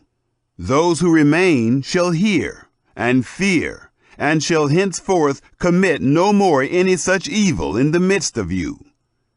Your eyes shall not pity. Life shall go for life, eye for eye, tooth for tooth, hand for hand, foot for foot. Chapter 20. Laws of Warfare. When you go forth to battle against your enemies, and see horses and chariots, and a people more than you, you shall not be afraid of them, for Yahweh your God is with you, who brought you up out of the land of Egypt. It shall be, when you draw near to the battle, that the priest shall approach and speak to the people, and shall tell them, Hear, Israel, you draw near this day to battle against your enemies. Don't let your heart faint. Don't be afraid, nor tremble, neither be scared of them. For Yahweh your God is he who goes with you, to fight for you against your enemies, to save you. The officers shall speak to the people, saying, What man is there who has built a new house and has not dedicated it? Let him go and return to his house, lest he die in the battle, and another man dedicate it. What man is there who has planted a vineyard and has not used its fruit? Let him go and return to his house, lest he die in the battle, and another man use its fruit. What man is there who has pledged to be married a wife, and has not taken her? Let him go and return to his house, lest he die in the battle, and another man take her. The officers shall speak further to the people, and they shall say, What man is there who is fearful and faint-hearted? Let him go and return to his house, lest his brother's heart melt as his heart. It shall be, when the officers have made an end of speaking to the people, that they shall appoint captains of armies at the head of the people. When you draw near to a city to fight against it, then proclaim peace to it. It shall be, if it makes you answer of peace, and opens to you, then it shall be that all the people who are found therein shall become tributary to you, and shall serve you. If it will make no peace with you, but will make war against you, then you shall besiege it. And when Yahweh your God delivers it into your hand, you shall strike every male of it with the edge of the sword. But the women, and the little ones, and the livestock, and all that is in the city, even all its spoil, you shall take for a prey to yourself, and you shall eat the spoil of your enemies, which Yahweh your God has given you. Thus you shall do to all the cities which are very far off from you, which are not of the cities of these nations, but of the cities of these peoples, that Yahweh your God gives you for an inheritance. You shall save alive nothing that breathes, but you shall utterly destroy them: the Hittite, the Amorite, the Canaanite, and the Perizzite, the Hivite, and the Jebusite, as Yahweh your God has commanded you, that they not teach you to do after all their abominations, which they have done to their gods. So would you sin against Yahweh your God. When you shall besiege a city a long time, in making war against it to take it, you shall not destroy its trees by wielding an axe against them. For you may eat of them, and you shall not cut them down. For is the tree of the field man, that it should be besieged of you? Only the trees of which you know that they are not trees for food, you shall destroy and cut them down. And you shall build bulwarks against the city that makes war with you, until it fall. Chapter 21. The Atonement for an Unsolved Murder. If one be found slain in the land which Yahweh your God gives you to possess it, lying in the field, and it isn't known who has struck him, then your elders and your judges shall come forth, and they shall measure to the cities which are around him who is slain. And it shall be that the city which is nearest to the slain man, even the elders of that city, shall take a heifer of the herd, which hasn't been worked with, and which has not drawn in the yoke. And the elders of that city shall bring down the heifer to a valley with running water, which is neither plowed nor sown, and shall break the heifer's neck there in the valley. The priests, the sons of Levi, shall come near. For them Yahweh your God has chosen to minister to him, and to bless in the name of Yahweh. And according to their word shall every controversy and every stroke be. All the elders of that city, who are nearest to the slain man, shall wash their hands over the heifer whose neck was broken in the valley. And they shall answer and say, Our hands have not shed this blood, neither have our eyes seen it. Forgive, Yahweh, your people Israel, whom you have redeemed. And don't allow innocent blood to remain in the midst of your people Israel. The blood shall be forgiven them. So you shall put away the innocent blood from the midst of you, when you shall do that which is right in the eyes of Yahweh. Marrying a captive woman. When you go forth to battle against your enemies, and Yahweh your God delivers them into your hands, and you carry them away captive, and see among the captives a beautiful woman, and you have a desire to her, and would take her to you as wife, then you shall bring her home to your house, and she shall shave her head and pare her nails, and she shall put the clothing of her captivity from off her, and shall remain in your house, and bewail her father and her mother a full month. And after that you shall go in to her, and be her husband, and she shall be your wife. It shall be, If you have no delight in her, then you shall let her go where she will. But you shall not sell her at all for money. You shall not deal with her as a slave, because you have humbled her. Inheritance rights of the firstborn. If a man have 2 wives, the one beloved and the other hated, and they have borne him children, both the beloved and the hated, and if the firstborn son be hers who was hated, then it shall be, in the day that he causes his sons to inherit that which he has, that he may not make the son of the beloved the firstborn before the son of the hated, who is the firstborn. But he shall acknowledge the firstborn, the son of the hated, by giving him a double portion of all that he has. For he is the beginning of his strength. The right of the firstborn is his. A rebellious son.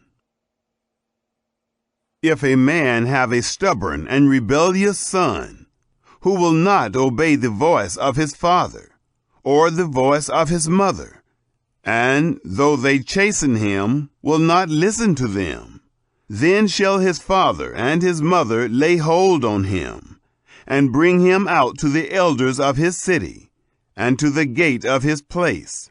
And they shall tell the elders of his city, This our son is stubborn and rebellious. He will not obey our voice. He is a glutton and a drunkard.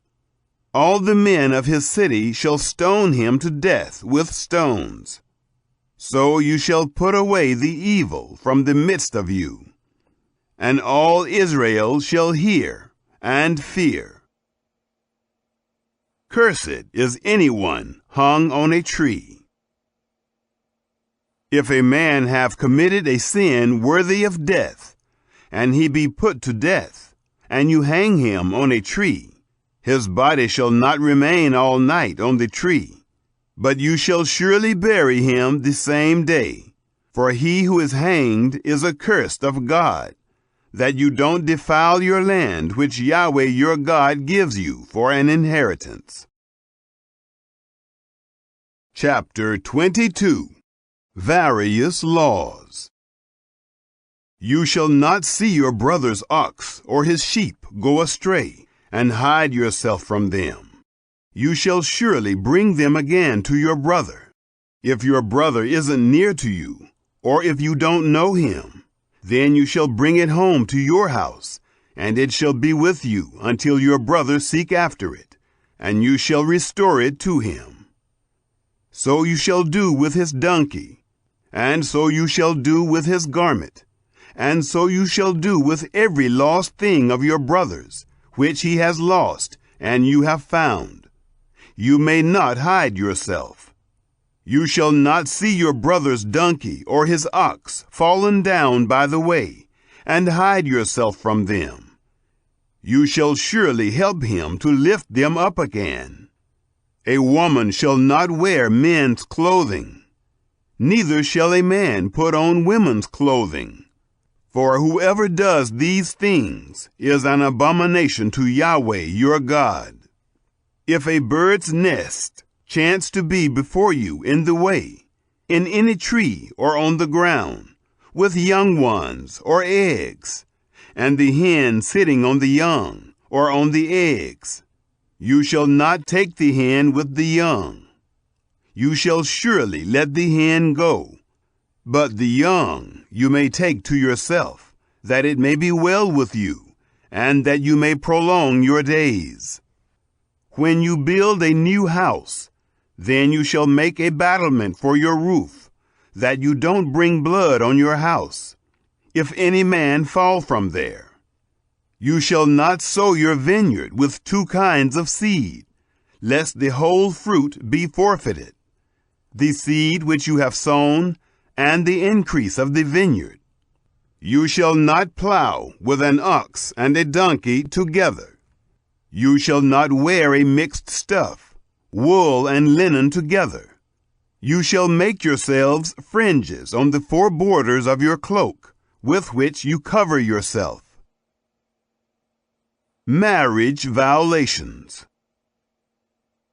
If any man takes a wife and goes into her and hates her and accuses her of shameful things and brings up an evil name on her and says, I took this woman, and when I came near to her, I didn't find in her the tokens of virginity, then shall the father of the young lady and her mother take and bring forth the tokens of the young lady's virginity to the elders of the city in the gate.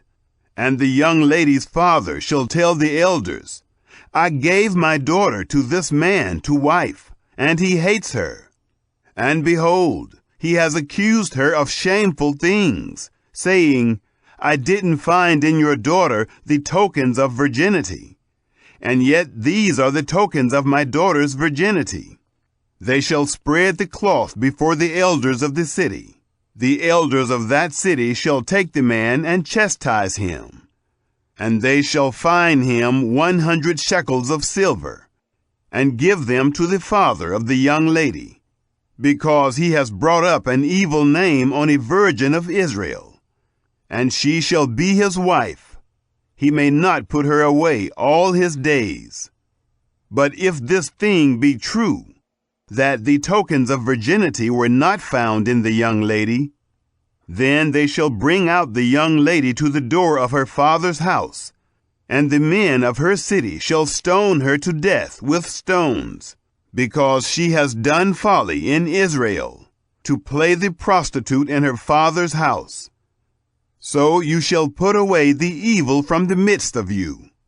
If a man be found lying with a woman married to a husband, then they shall both of them die, the man who lay with the woman and the woman. So you shall put away the evil from Israel. If there is a young lady who is a virgin, pledged to be married to a husband, and a man find her in the city and lie with her, then you shall bring them both out to the gate of that city, and you shall stone them to death with stones, the lady because she didn't cry, being in the city, and the man because he has humbled his neighbor's wife. So you shall put away the evil from the midst of you. But if the man find the lady who is pledged to be married in the field, and the man force her and lie with her, then the man only who lay with her shall die. But to the lady you shall do nothing. There is in the lady no sin worthy of death. For as when a man rises against his neighbor and kills him, even so is this matter. For he found her in the field. The pledged to be married lady cried, and there was none to save her. If a man find a lady who is a virgin, who is not pledged to be married, and lay hold on her, and lie with her, and they be found, then the man who lay with her shall give to the lady's father 50 shekels of silver, and she shall be his wife, because he has humbled her. He may not put her away all his days.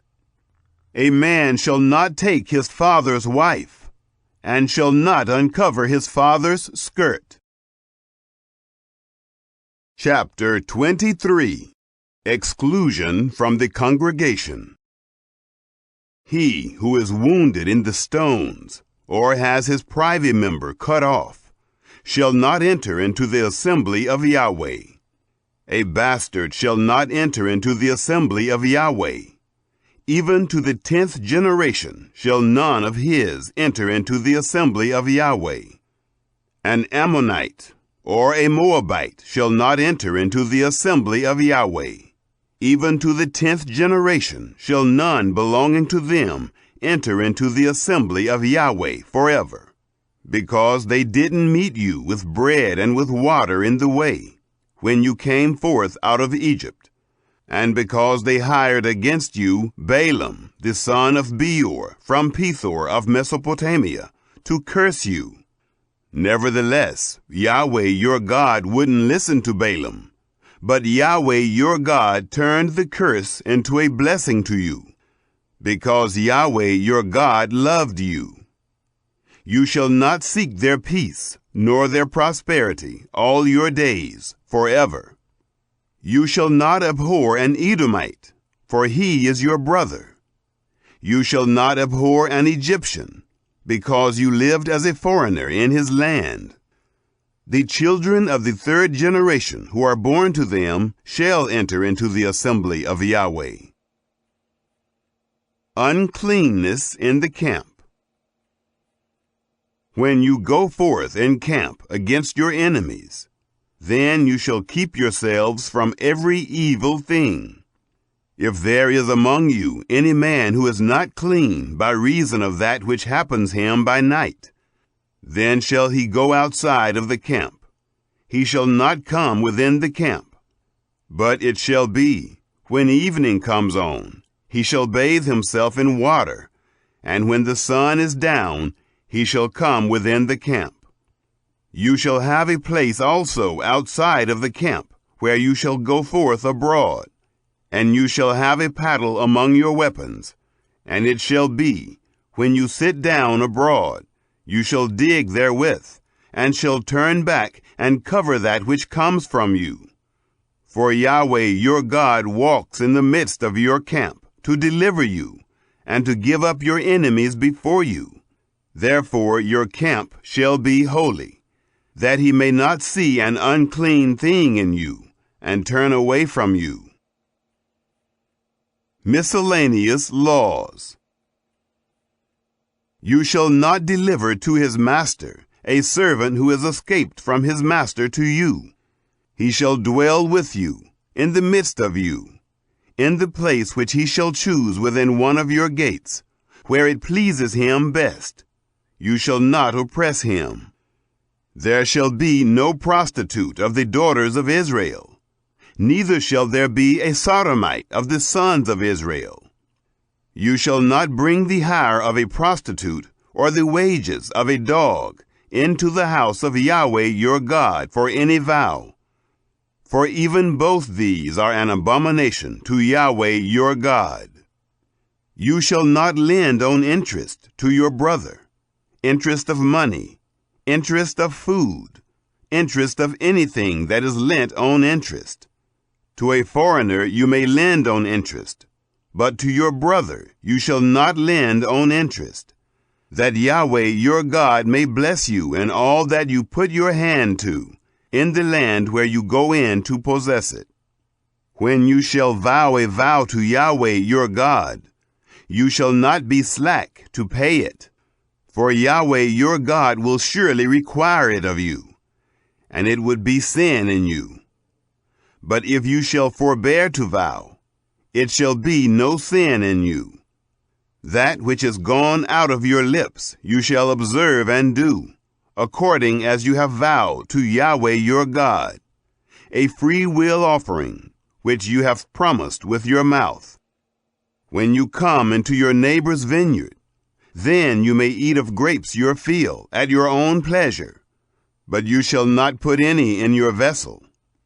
When you come into your neighbor's standing grain, then you may pluck the ears with your hand, but you shall not move a sickle to your neighbor's standing grain. Chapter 24. Law of Divorce. When a man takes a wife and marries her, then it shall be, if she find no favor in his eyes, because he has found some unseemly thing in her, that he shall write her a bill of divorce, and give it in her hand, and send her out of his house. When she is departed out of his house, she may go and be another man's wife.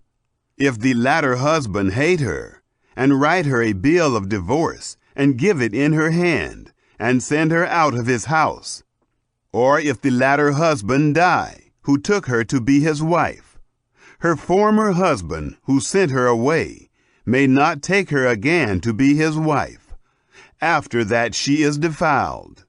For that is abomination before Yahweh, and you shall not cause the land to sin, which Yahweh your God gives you for an inheritance.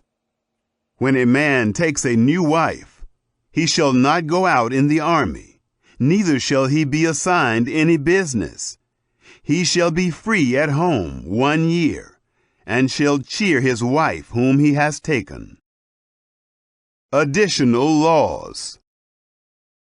No man shall take the mill or the upper millstone to pledge, for he takes a man's life to pledge. If a man be found stealing any of his brothers of the children of Israel, and he deal with him as a slave, or sell him, then that thief shall die. So you shall put away the evil from the midst of you.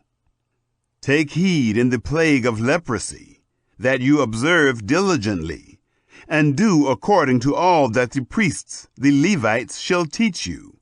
As I commanded them, so you shall observe to do.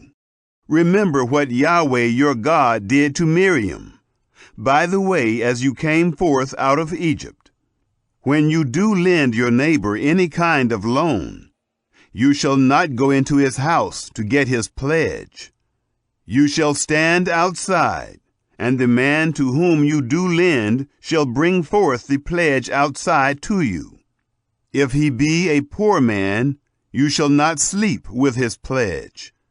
You shall surely restore to him the pledge when the sun goes down, that he may sleep in his garment, and bless you.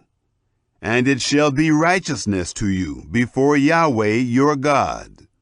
You shall not oppress a hired servant who is poor and needy, whether he be of your brothers or of your foreigners who are in your land within your gates. In his day you shall give him his hire. Neither shall the sun go down on it, for he is poor, and sets his heart on it, lest he cry against you to Yahweh, and it be sin to you. The fathers shall not be put to death for the children, neither shall the children be put to death for the fathers. Every man shall be put to death for his own sin. You shall not wrest the justice due to the foreigner, or to the fatherless, nor take the widow's clothing to pledge. But you shall remember that you were a bondservant in Egypt, and Yahweh your God redeemed you there. Therefore I command you to do this thing. When you reap your harvest in your field, and have forgot a sheaf in the field, you shall not go again to get it. It shall be for the foreigner, for the fatherless, and for the widow, that Yahweh your God may bless you in all the work of your hands. When you beat your olive tree, you shall not go over the boughs again. It shall be for the foreigner, for the fatherless, and for the widow. When you gather the grapes of your vineyard, you shall not glean it after yourselves. It shall be for the foreigner, for the fatherless, and for the widow. You shall remember that you were a bondservant in the land of Egypt. Therefore I command you to do this thing. Chapter 25. Laws of Fairness. If there be a controversy between men, and they come to judgment, and the judges judge them, then they shall justify the righteous, and condemn the wicked. And it shall be, if the wicked man be worthy to be beaten, that the judge shall cause him to lie down, and to be beaten before his face, according to his wickedness, by number. 40 stripes he may give him. He shall not exceed, lest if he should exceed, and beat him above these with many stripes, then your brother should seem vile to you. You shall not muzzle the ox when he treads out the grain. Widowhood and marriage. If brothers dwell together, and one of them die, and have no son, the wife of the dead shall not be married outside to a stranger. Her husband's brother shall go in to her, and take her to him as wife, and perform the duty of a husband's brother to her. It shall be that the firstborn whom she bears shall succeed in the name of his brother who is dead, that his name not be blotted out of Israel. If the man doesn't want to take his brother's wife, then his brother's wife shall go up to the gate to the elders and say, "My husband's brother refuses to raise up to his brother a name in Israel. He will not perform the duty of a husband's brother to me." Then the elders of his city shall call him and speak to him.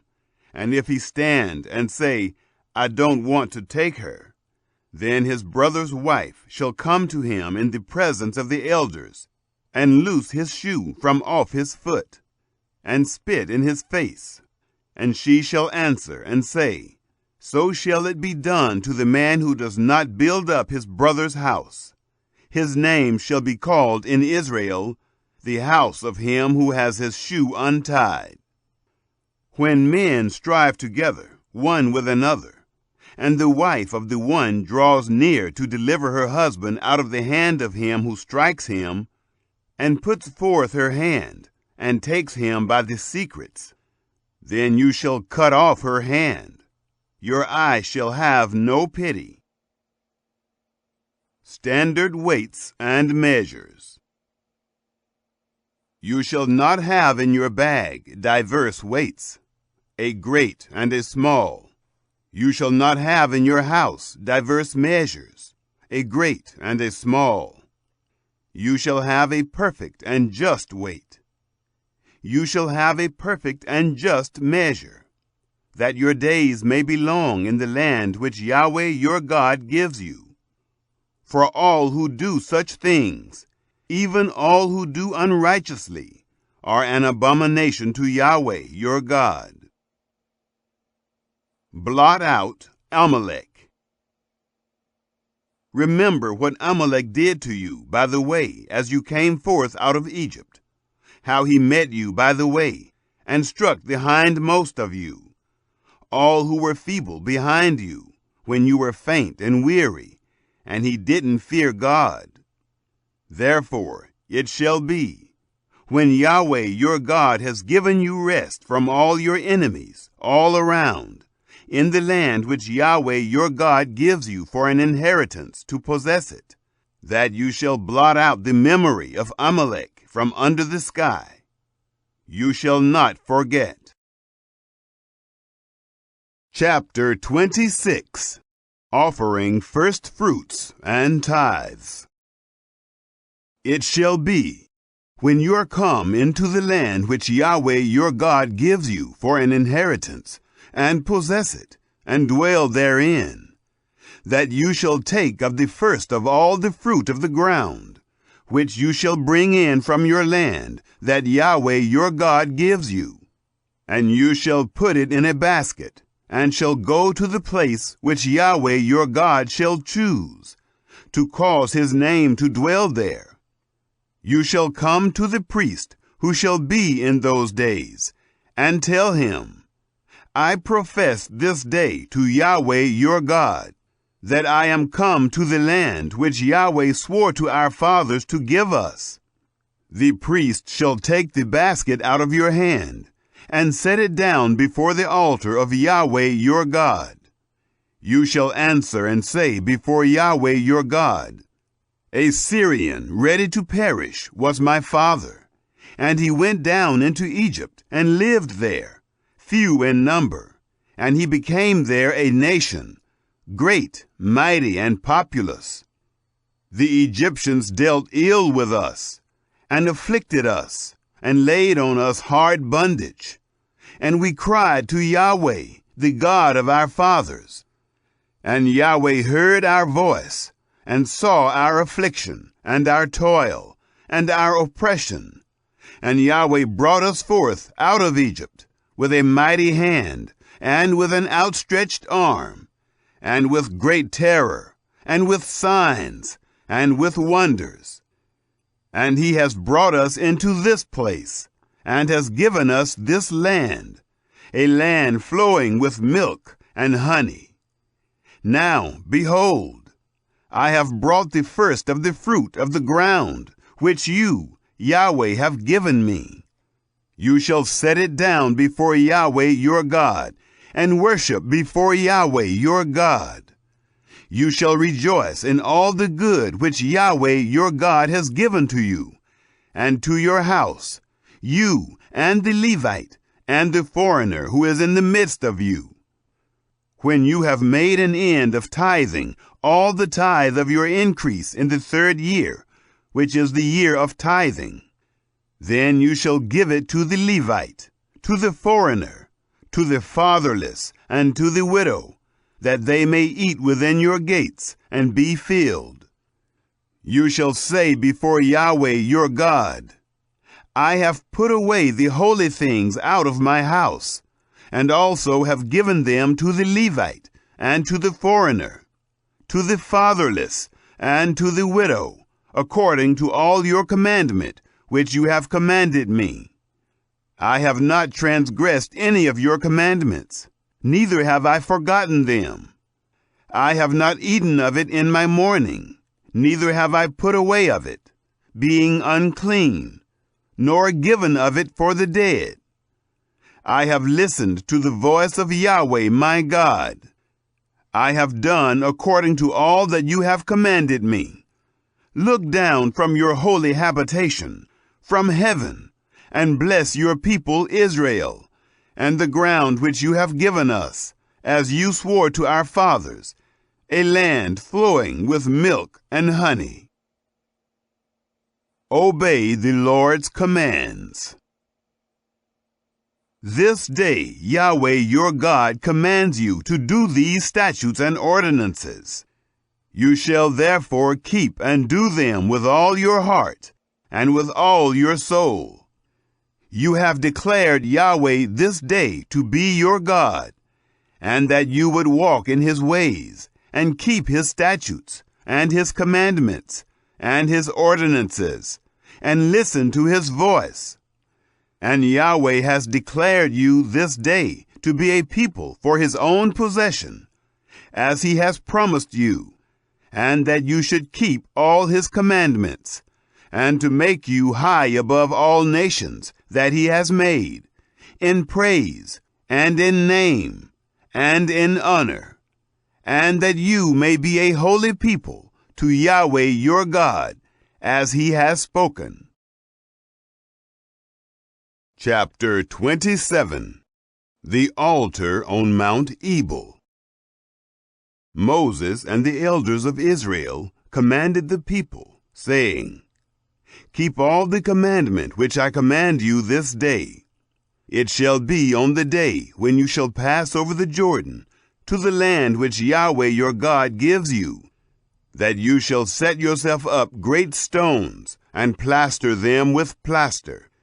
And you shall write on them all the words of this law, when you have passed over, that you may go in to the land which Yahweh your God gives you, a land flowing with milk and honey, as Yahweh, the God of your fathers, has promised you.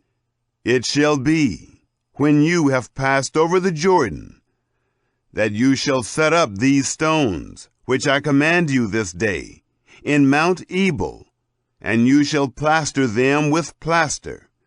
There you shall build an altar to Yahweh your God, an altar of stones. You shall lift up no iron tool on them. You shall build the altar of Yahweh your God of uncut stones. And you shall offer burnt offerings thereon to Yahweh your God. And you shall sacrifice peace offerings, and shall eat there. And you shall rejoice before Yahweh your God. You shall write on the stones all the words of this law very plainly. Moses and the priests, the Levites, spoke to all Israel, saying, Keep silence and listen, Israel. This day you have become the people of Yahweh your God. You shall therefore obey the voice of Yahweh your God, and do his commandments and his statutes, which I command you this day. Curses pronounced from evil. Moses commanded the people the same day, saying, "These shall stand on Mount Gerizim to bless the people when you have passed over the Jordan. Simeon and Levi and Judah and Issachar and Joseph and Benjamin. These shall stand on Mount Ebal for the curse. Reuben, Gad, and Asher, and Zebulun, Dan, and Naphtali. The Levites shall answer, and tell all the men of Israel with a loud voice, Cursed is the man who makes an engraved or molten image, an abomination to Yahweh, the work of the hands of the craftsman, and sets it up in secret. All the people shall answer and say, Amen.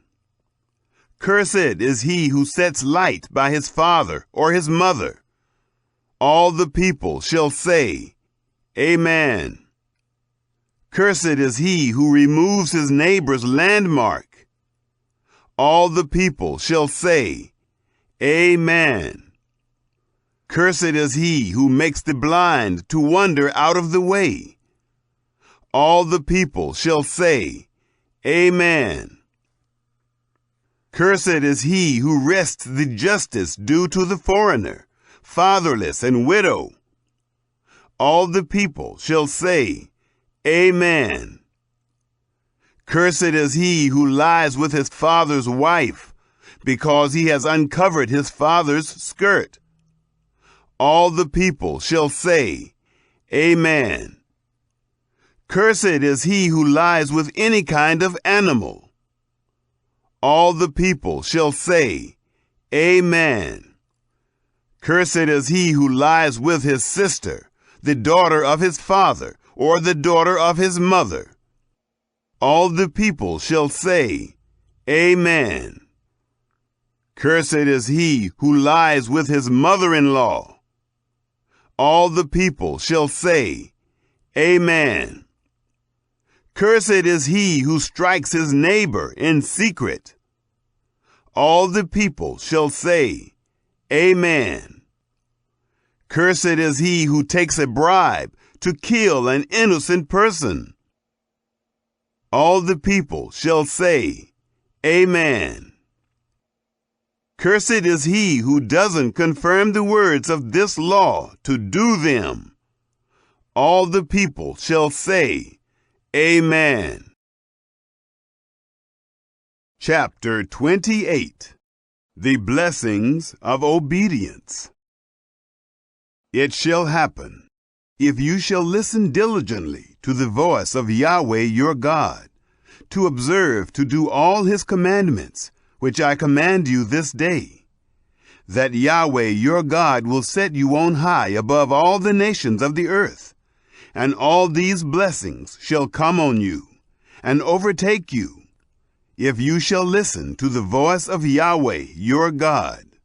You shall be blessed in the city, and you shall be blessed in the field. You shall be blessed in the fruit of your body, the fruit of your ground, the fruit of your animals, the increase of your livestock, and the young of your flock. Your basket and your kneading trough shall be blessed. You shall be blessed when you come in, and you shall be blessed when you go out. Yahweh will cause your enemies who rise up against you to be struck before you. They will come out against you one way, and will flee before you 7 ways. Yahweh will command the blessing on you in your barns, and in all that you put your hand to, and he will bless you in the land which Yahweh your God gives you. Yahweh will establish you for a holy people to himself, as he has sworn to you, if you shall keep the commandments of Yahweh your God and walk in his ways. All the peoples of the earth shall see that you are called by the name of Yahweh, and they shall be afraid of you. Yahweh will make you plenteous for good, in the fruit of your body, and in the fruit of your livestock, and in the fruit of your ground, in the land which Yahweh swore to your fathers to give you. Yahweh will open to you his good treasure in the sky, to give the rain of your land in its season, and to bless all the work of your hand. And you shall lend to many nations, and you shall not borrow. Yahweh will make you the head, and not the tail, and you shall be above only, and you shall not be beneath. If you shall listen to the commandments of Yahweh your God, which I command you this day, to observe and to do them, and shall not turn aside from any of the words which I command you this day, to the right hand or to the left, to go after other gods, to serve them. The curses of disobedience. But it shall come to pass, if you will not listen to the voice of Yahweh your God, to observe to do all his commandments and his statutes which I command you this day, that all these curses shall come on you and overtake you. You shall be cursed in the city, and you shall be cursed in the field. Your basket and your kneading trough shall be cursed. The fruit of your body, the fruit of your ground, the increase of your livestock, and the young of your flock shall be cursed. You shall be cursed when you come in, and you shall be cursed when you go out.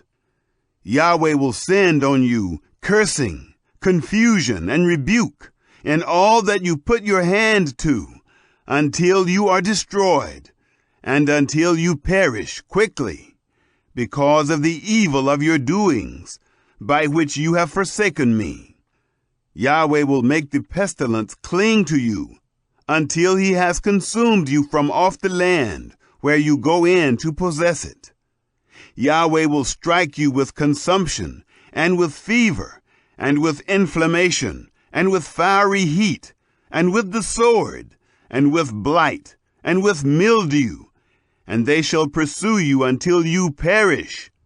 Your sky that is over your head shall be brass, and the earth that is under you shall be iron. Yahweh will make the rain of your land powder and dust. From the sky shall it come down on you, until you are destroyed. Yahweh will cause you to be struck before your enemies.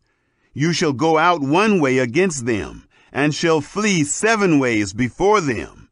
And you shall be tossed back and forth among all the kingdoms of the earth. Your dead body shall be food to all birds of the sky, and to the animals of the earth, and there shall be none to frighten them away. Yahweh will strike you with the boil of Egypt, and with the tumors, and with the scurvy, and with the itch, of which you cannot be healed. Yahweh will strike you with madness, and with blindness, and with astonishment of heart, and you shall grope at noonday, as the blind gropes in darkness, and you shall not prosper in your ways. And you shall be only oppressed and robbed always, and there shall be none to save you. You shall betroth a wife, and another man shall lie with her. You shall build a house, and you shall not dwell therein.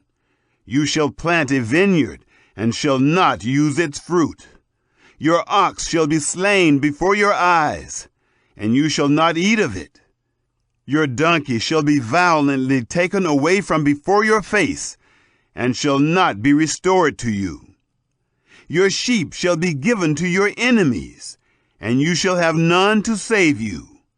Your sons and your daughters shall be given to another people, and your eyes shall look and fail with longing for them all the day, and there shall be nothing in the power of your hand.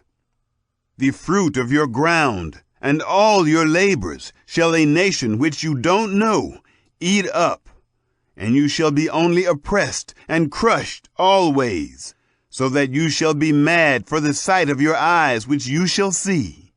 Yahweh will strike you in the knees and in the legs with a sore boil, of which you cannot be healed, from the sole of your foot to the crown of your head.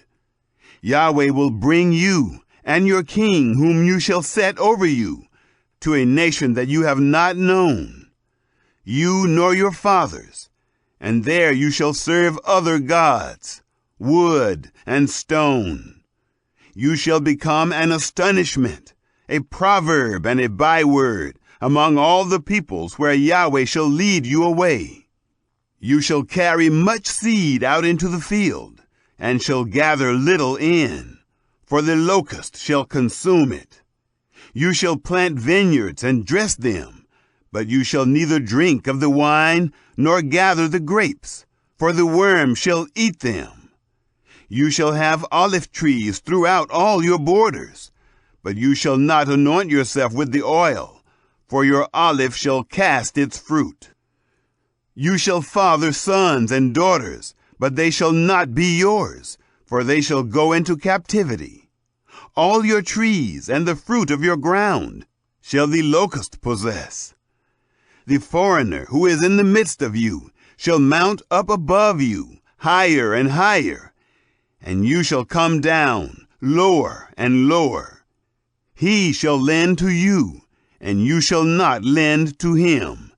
He shall be the head, and you shall be the tail. All these curses shall come on you, and shall pursue you, and overtake you, until you are destroyed, because you didn't listen to the voice of Yahweh your God, to keep his commandments and his statutes, which he commanded you. And they shall be on you for a sign and for a wonder, and on your seed forever. Because you didn't serve Yahweh your God with joyfulness and with gladness of heart, by reason of the abundance of all things. Therefore you shall serve your enemies, whom Yahweh shall send against you, in hunger and in thirst, and in nakedness, and in want of all things. And he shall put a yoke of iron on your neck, until he has destroyed you. Yahweh will bring a nation against you from far, from the end of the earth, as the eagle flies, a nation whose language you shall not understand, a nation of fierce facial expressions, that shall not respect the person of the old, nor show favor to the young, and shall eat the fruit of your livestock, and the fruit of your ground, until you are destroyed. That also shall not leave you grain, new wine, or oil, the increase of your livestock, or the young of your flock, until they have caused you to perish. They shall besiege you in all your gates, until your high and fortified walls come down, in which you trusted, throughout all your land. And they shall besiege you in all your gates throughout all your land, which Yahweh your God has given you. You shall eat the fruit of your own body, the flesh of your sons and of your daughters, whom Yahweh your God has given you, in the siege and in the distress with which your enemies shall distress you. The man who is tender among you and very delicate, his eye shall be evil toward his brother, and toward the wife of his bosom, and toward the remnant of his children whom he has remaining, so that he will not give to any of them of the flesh of his children whom he shall eat, because he has nothing left him, in the siege and in the distress with which your enemy shall distress you in all your gates. The tender and delicate woman among you, who would not adventure to set the sole of her foot on the ground for delicateness and tenderness, her eye shall be evil toward the husband of her bosom, and toward her son, and toward her daughter, and toward her young one who comes out from between her feet, and toward her children whom she shall bear. For she shall eat them for want of all things, secretly, in the siege and in the distress with which your enemy shall distress you in your gates. If you will not observe to do all the words of this law that are written in this book, that you may fear this glorious and fearful name, Yahweh your God, then Yahweh will make your plagues wonderful, and the plagues of your seed, even great plagues, and of long continuance, and severe sicknesses, and of long continuance. He will bring on you again all the diseases of Egypt, which you were afraid of, and they shall cling to you. Also every sickness and every plague which is not written in the book of this law, Yahweh will bring them on you, until you are destroyed. You shall be left few in number, whereas you were as the stars of the sky for multitude, because you didn't listen to the voice of Yahweh your God. It shall happen that as Yahweh rejoiced over you to do you good and to multiply you, so Yahweh will rejoice over you to cause you to perish and to destroy you. And you shall be plucked from off the land where you go in to possess it. Yahweh will scatter you among all peoples, from the one end of the earth even to the other end of the earth, and there you shall serve other gods, which you have not known, you nor your fathers, even wood and stone. Among these nations you shall find no ease, and there shall be no rest for the sole of your foot. But Yahweh will give you there a trembling heart, and failing of eyes, and pining of soul. And your life shall hang in doubt before you, and you shall fear night and day, and shall have no assurance of your life. In the morning you shall say, I wish it were evening, and at evening you shall say, I wish it were morning. For the fear of your heart which you shall fear, and for the sight of your eyes which you shall see, Yahweh will bring you into Egypt again with ships, by the way of which I said to you, you shall see it no more again. And there you shall sell yourselves to your enemies for bondservants and for bondmaids, and no man shall buy you. Chapter 29. The Covenant in Moab. These are the words of the covenant which Yahweh commanded Moses to make with the children of Israel in the land of Moab, besides the covenant which he made with them in Horeb. Moses called to all Israel and said to them, You have seen all that Yahweh did before your eyes in the land of Egypt to Pharaoh and to all his servants and to all his land, the great trials which your eyes saw, the signs and those great wonders. But Yahweh has not given you a heart to know, and eyes to see, and ears to hear, to this day. I have led you 40 years in the wilderness. Your clothes have not grown old on you, and your shoes have not grown old on your feet. You have not eaten bread, neither have you drunk wine or strong drink, that you may know that I am Yahweh your God. When you came to this place, Sihon the king of Heshbon, and Og, the king of Bashan, came out against us to battle, and we struck them, and we took their land, and gave it for an inheritance to the Reubenites, and to the Gadites, and to the half-tribe of the Manassites. Keep therefore the words of this covenant, and do them, that you may prosper in all that you do. You stand this day, all of you, before Yahweh your God, your heads, your tribes, your elders, and your officers, even all the men of Israel, your little ones, your wives, and your foreigner who is in the midst of your camps, from the one who cuts your wood to the one who draws your water, that you may enter into the covenant of Yahweh your God, and into his oath, which Yahweh your God makes with you this day, that he may establish you this day to himself for a people, and that he may be to you a God, as he spoke to you, and as he swore to your fathers, to Abraham, to Isaac, and to Jacob. Neither with you only do I make this covenant and this oath, but with him who stands here with us this day before Yahweh our God, and also with him who is not here with us this day. For you know how we lived in the land of Egypt, and how we came through the midst of the nations through which you passed. And you have seen their abominations, and their idols, wood and stone, silver and gold, which were among them.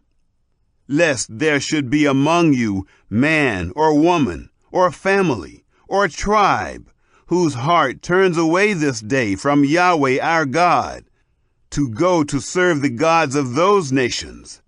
Lest there should be among you a root that bears gall and wormwood.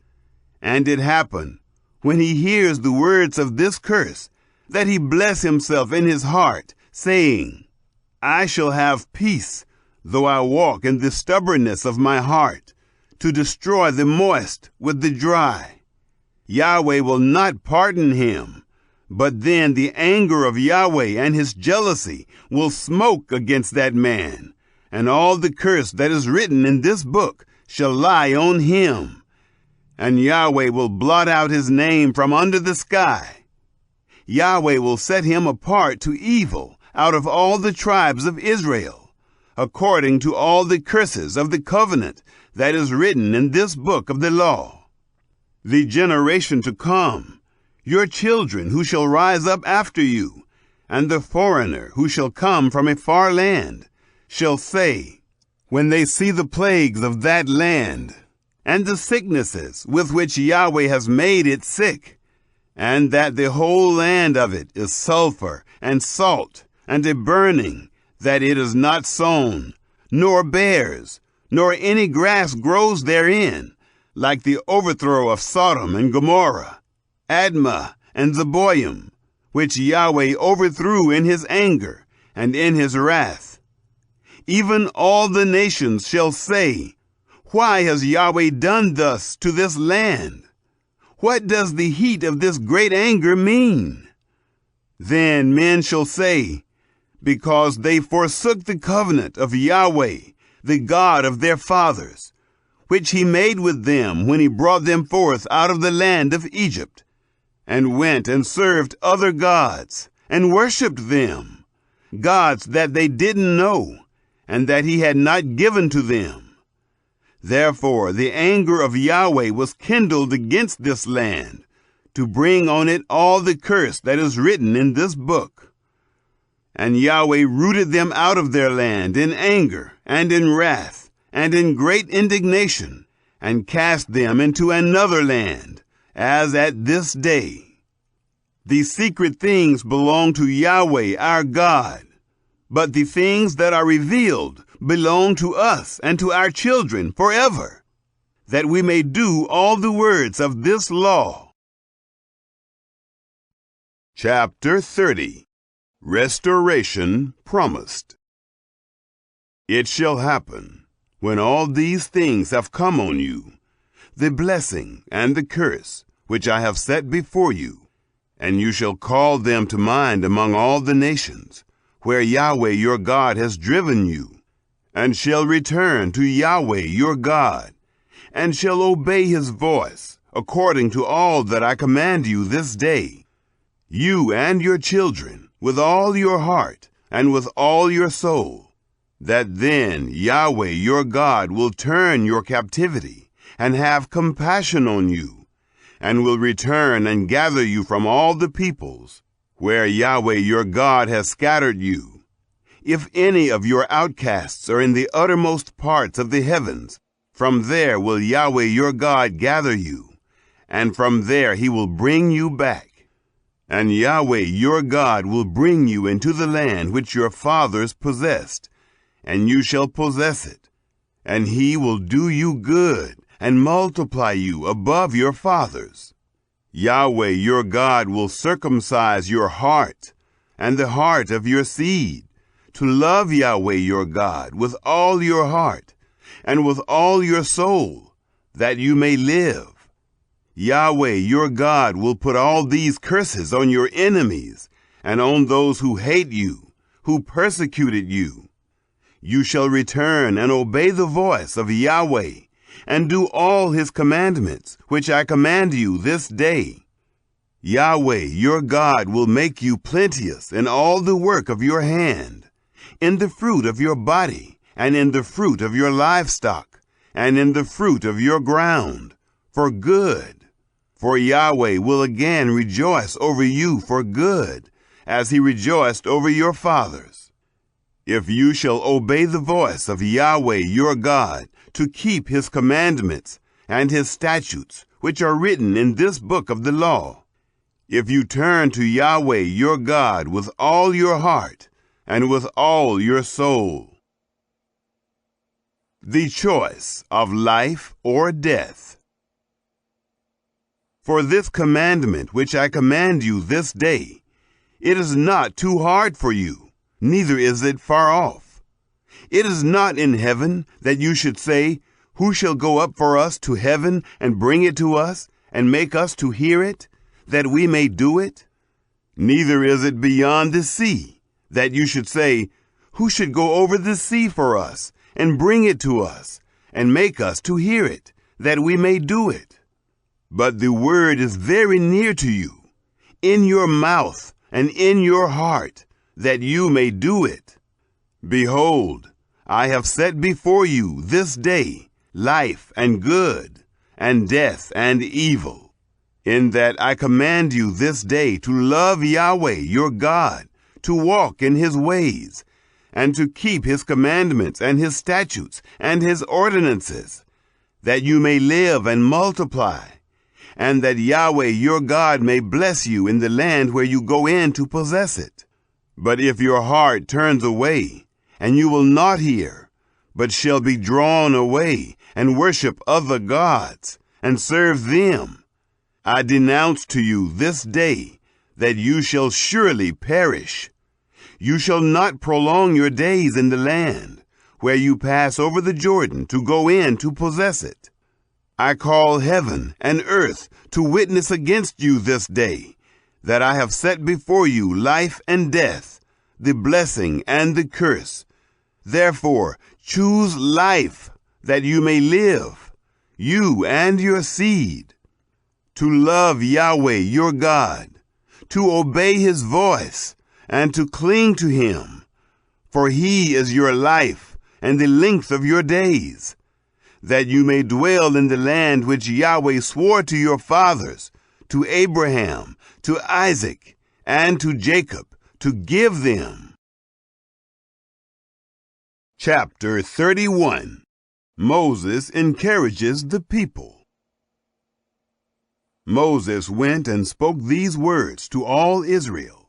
He said to them, I am 120 years old this day. I can no more go out and come in. And Yahweh has said to me, you shall not go over this Jordan. Yahweh, your God, he will go over before you. He will destroy these nations from before you, and you shall dispossess them. And Joshua, he shall go over before you, as Yahweh has spoken. Yahweh will do to them as he did to Sihon and to Og, the kings of the Amorites, and to their land, whom he destroyed. Yahweh will deliver them up before you, and you shall do to them according to all the commandment which I have commanded you. Be strong and courageous. Don't be afraid, nor be scared of them. For Yahweh your God, he it is who does go with you. He will not fail you, nor forsake you. Joshua to succeed Moses. Moses called to Joshua, and said to him in the sight of all Israel, Be strong and courageous, for you shall go with this people into the land which Yahweh has sworn to their fathers to give them, and you shall cause them to inherit it. Yahweh, he it is who does go before you. He will be with you. He will not fail you, neither forsake you. Don't be afraid, neither be dismayed. The reading of the law. Moses wrote this law and delivered it to the priests, the sons of Levi, who bore the ark of the covenant of Yahweh, and to all the elders of Israel. Moses commanded them, saying, At the end of every 7 years, in the set time of the year of release, in the Feast of Tents, when all Israel is come to appear before Yahweh your God in the place which he shall choose, you shall read this law before all Israel in their hearing. Assemble the people, the men and the women and the little ones, and your foreigner who is within your gates, that they may hear, and that they may learn and fear Yahweh your God, and observe to do all the words of this law, and that their children who have not known may hear and learn to fear Yahweh your God, as long as you live in the land where you go over the Jordan to possess it. God's charge to Joshua. Yahweh said to Moses, Behold, your days approach that you must die. Call Joshua, and present yourselves in the tent of meeting, that I may commission him. Moses and Joshua went and presented themselves in the tent of meeting. Yahweh appeared in the tent in a pillar of cloud, and the pillar of cloud stood over the door of the tent. Yahweh said to Moses, Behold, you shall sleep with your fathers, and this people will rise up and play the prostitute after the strange gods of the land, where they go to be among them, and will forsake me, and break my covenant which I have made with them. Then my anger shall be kindled against them in that day, and I will forsake them, and I will hide my face from them, and they shall be devoured, and many evils and troubles shall come on them, so that they will say in that day, Haven't these evils come on us, because our God is not among us? I will surely hide my face in that day for all the evil which they shall have worked, in that they are turned to other gods. Now therefore, write this song for yourselves, and teach it to the children of Israel. Put it in their mouths, that this song may be a witness for me against the children of Israel. For when I shall have brought them into the land which I swore to their fathers, flowing with milk and honey, and they shall have eaten and filled themselves and grown fat, then will they turn to other gods and serve them, and despise me, and break my covenant. It shall happen, when many evils and troubles are come on them, that this song shall testify before them as a witness, for it shall not be forgotten out of the mouths of their seed. For I know their imagination which they frame this day, before I have brought them into the land which I swore. So Moses wrote this song this same day, and taught it the children of Israel. He commissioned Joshua the son of Nun, and said, Be strong and courageous, for you shall bring the children of Israel into the land which I swore to them, and I will be with you. The law placed in the ark. It happened, when Moses had made an end of writing the words of this law in a book, until they were finished, that Moses commanded the Levites, who bore the ark of the covenant of Yahweh, saying, Take this book of the law, and put it by the side of the ark of the covenant of Yahweh your God, that it may be there for a witness against you. For I know your rebellion and your stiff neck. Behold, while I am yet alive with you this day, you have been rebellious against Yahweh, and how much more after my death?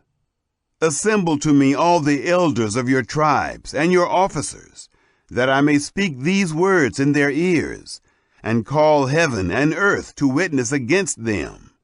For I know that after my death you will utterly corrupt yourselves, and turn aside from the way which I have commanded you, and evil will happen to you in the latter days, because you will do that which is evil in the sight of Yahweh, to provoke him to anger through the work of your hands. Moses begins his song. Moses spoke in the ears of all the assembly of Israel the words of this song until they were finished. Chapter 32. The Song of Moses. Give ear, you heavens, and I will speak. Let the earth hear the words of my mouth. My doctrine shall drop as the rain.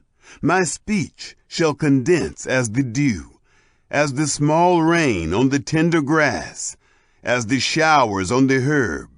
For I will proclaim the name of Yahweh. Ascribe greatness to our God.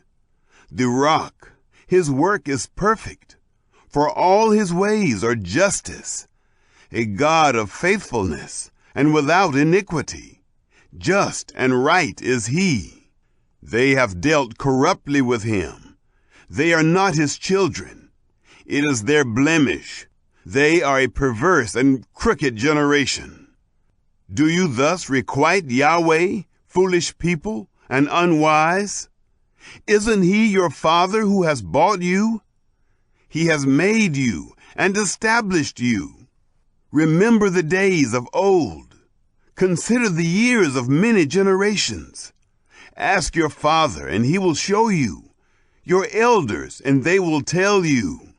When the Most High gave to the nations their inheritance, when he separated the children of men, he set the bounds of the peoples according to the number of the children of Israel.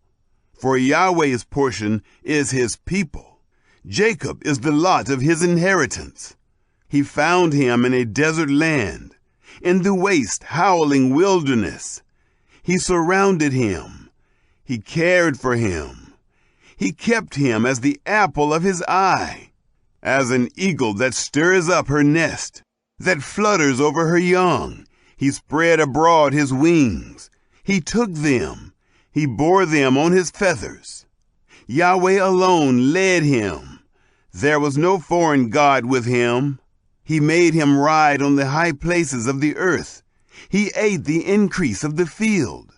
He caused him to suck honey out of the rock, oil out of the flinty rock, butter of the herd, and milk of the flock, with fat of lambs, rams of the breed of Bashan, and goats with the finest of the wheat. Of the blood of the grape you drank wine. But Jeshurun grew fat and kicked. You have grown fat. You have grown thick. You have become sleek. Then he forsook God who made him, and lightly esteemed the rock of his salvation. They moved him to jealousy with strange gods. They provoked him to anger with abominations. They sacrificed to demons, which were no God, to gods that they didn't know, to new gods that came up of late, which your fathers didn't dread. Of the rock who became your father, you are unmindful and have forgotten God who gave you birth. Yahweh saw it and abhorred them because of the provocation of his sons and his daughters. He said, I will hide my face from them.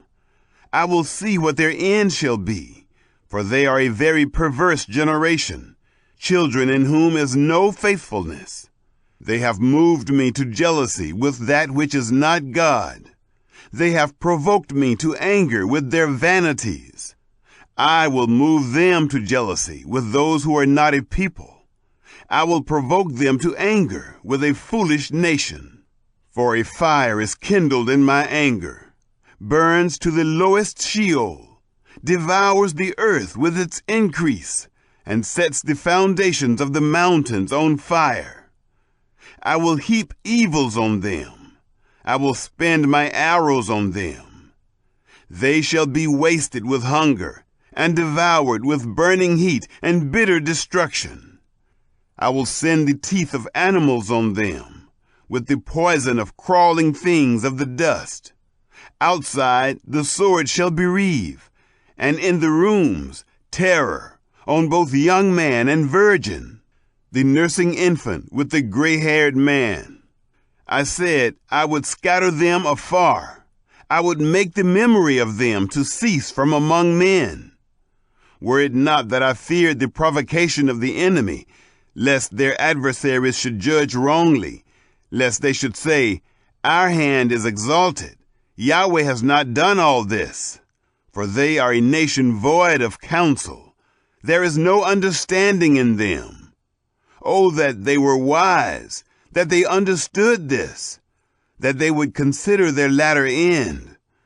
How could one chase 1,000, and two put 10,000 to flight, unless their rock had sold them, and Yahweh had delivered them up? For their rock is not as our rock, even our enemies themselves being judges. For their vine is of the vine of Sodom, of the fields of Gomorrah. Their grapes are grapes of gall. Their clusters are bitter. Their wine is the poison of serpents, the cruel venom of asps. Isn't this laid up in store with me, sealed up among my treasures? Vengeance is mine, and recompense at the time when their foot slides. For the day of their calamity is at hand. The things that are to come on them shall make haste. For Yahweh will judge his people and have compassion on his servants when he sees that their power is gone. There is none remaining, shut up or left at large. He will say, where are their gods, the rock in which they took refuge, which ate the fat of their sacrifices and drank the wine of their drink offering? Let them rise up and help you. Let them be your protection. See now that I, even I, am he. There is no God with me. I kill and I make alive. I wound and I heal. There is no one who can deliver out of my hand. For I lift up my hand to heaven and say, as I live forever, if I whet my glittering sword, my hand take hold on judgment. I will render vengeance to my adversaries and will recompense those who hate me. I will make my arrows drunk with blood. My sword shall devour flesh with the blood of the slain and the captives, from the head of the leaders of the enemy. Rejoice, you nations, with his people, for he will avenge the blood of his servants. He will render vengeance to his adversaries, and will make expiation for his land, for his people. Moses came and spoke all the words of this song in the ears of the people, he and Joshua the son of Nun. Moses made an end of speaking all these words to all Israel. He said to them, set your heart to all the words which I testify to you this day, which you shall command your children to observe to do, even all the words of this law. For it is no vain thing for you, because it is your life, and through this thing you shall prolong your days in the land, where you go over the Jordan to possess it. Moses' death foretold. Yahweh spoke to Moses that same day, saying, Go up into this mountain of Abarim, to Mount Nebo, which is in the land of Moab, that is over against Jericho, and see the land of Canaan, which I give to the children of Israel for a possession, and die on the mountain where you go up, and be gathered to your people, as Aaron your brother died on Mount Hor, and was gathered to his people, because you trespassed against me in the midst of the children of Israel, at the waters of Meribah of Kadesh, in the wilderness of Zin. Because you didn't sanctify me in the midst of the children of Israel, For you shall see the land before you, but you shall not go there into the land which I give the children of Israel. Chapter 33. The Majesty of God. This is the blessing with which Moses, the man of God, blessed the children of Israel before his death. He said, Yahweh came from Sinai and rose from Seir to them. He shone forth from Mount Paran. He came from the 10,000s of holy ones. At his right hand was a fiery law for them. Yes, he loves the people. All his saints are in your hand. They sat down at your feet. Everyone shall receive of your words. Moses commanded us a law, an inheritance for the assembly of Jacob. He was king in Jeshurun when the heads of the people were gathered, all the tribes of Israel together. The blessings of the 12 tribes. Let Reuben live and not die, nor let his men be few. This is the blessing of Judah. And he said, Hear, Yahweh, the voice of Judah. Bring him in to his people. With his hands he contended for himself.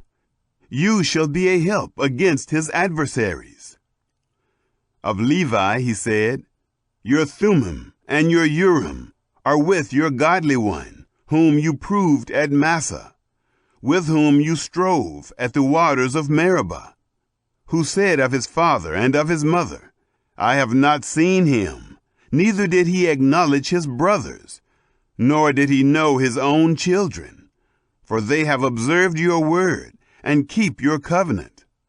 They shall teach Jacob your ordinances, and Israel your law. They shall put incense before you, and whole burnt offering on your altar. Yahweh, bless his substance, accept the work of his hands. Strike through the hips of those who rise up against him, of those who hate him, that they not rise again. Of Benjamin he said, The beloved of Yahweh shall dwell in safety by him. He covers him all the day long. He dwells between his shoulders. Of Joseph he said, His land is blessed by Yahweh, for the precious things of the heavens, for the dew, for the deep that couches beneath, for the precious things of the fruits of the sun, for the precious things of the growth of the moons, for the chief things of the ancient mountains, for the precious things of the everlasting hills, for the precious things of the earth and its fullness, the goodwill of him who lived in the bush. Let the blessing come on the head of Joseph, on the crown of the head of him who was separate from his brothers. The firstborn of his herd, majesty is his. His horns are the horns of the wild ox. With them he shall push the peoples, all of them, even the ends of the earth. They are the 10,000s of Ephraim. They are the thousands of Manasseh.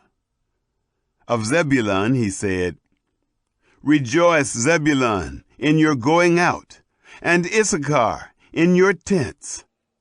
They shall call the peoples to the mountain.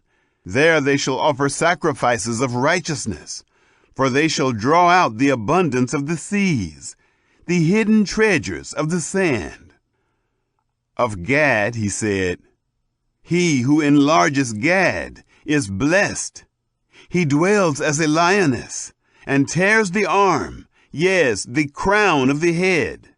He provided the first part for himself, for there was the lawgiver's portion reserved. He came with the heads of the people. He executed the righteousness of Yahweh, his ordinances with Israel. Of Dan he said, Dan is a lion's cub that leaps out of Bashan. Of Naphtali he said, Naphtali, satisfied with favor, full of blessing of Yahweh, possess the west and the south. Of Asher he said, Asher is blessed with children. Let him be acceptable to his brothers. Let him dip his foot in oil. Your bars shall be iron and brass. As your days, so your strength will be. The excellence of Israel. There is none like God, Jeshurun, who rides on the heavens for your help, in his excellency on the skies. The eternal God is your dwelling place. Underneath are the everlasting arms. He thrust out the enemy from before you and said, Destroy! Israel dwells in safety, the fountain of Jacob alone, in a land of grain and new wine. Yes, his heavens drop down dew. You are happy, Israel. Who is like you? A people saved by Yahweh, the shield of your help, the sword of your excellency. Your enemies shall submit themselves to you. You shall tread on their high places. Chapter 34. The Death of Moses. Moses went up from the plains of Moab to Mount Nebo, to the top of Pisgah, that is over against Jericho. Yahweh showed him all the land of Gilead, to Dan, and all Naphtali, and the land of Ephraim, and Manasseh, and all the land of Judah, to the hinder sea, and the south, and the plain of the valley of Jericho, the city of palm trees, to Zoar. Yahweh said to him, This is the land which I swore to Abraham, to Isaac, and to Jacob, saying, I will give it to your seed. I have caused you to see it with your eyes, but you shall not go over there. So Moses, the servant of Yahweh, died there in the land of Moab, according to the word of Yahweh. He buried him in the valley in the land of Moab, over against Beth Peor. But no man knows of his tomb to this day. Moses was 120 years old when he died. His eye was not dim, nor his natural force abated. The children of Israel wept for Moses in the plains of Moab 30 days. So the days of weeping in the morning for Moses were ended. Joshua, the son of Nun, was full of the spirit of wisdom, for Moses had laid his hands on him. And the children of Israel listened to him, and did as Yahweh commanded Moses. There has not arisen a prophet since in Israel like Moses, whom Yahweh knew face to face, in all the signs and the wonders which Yahweh sent him to do in the land of Egypt, to Pharaoh and to all his servants, and to all his land, and in all the mighty hand, and in all the great terror, which Moses worked in the sight of all Israel.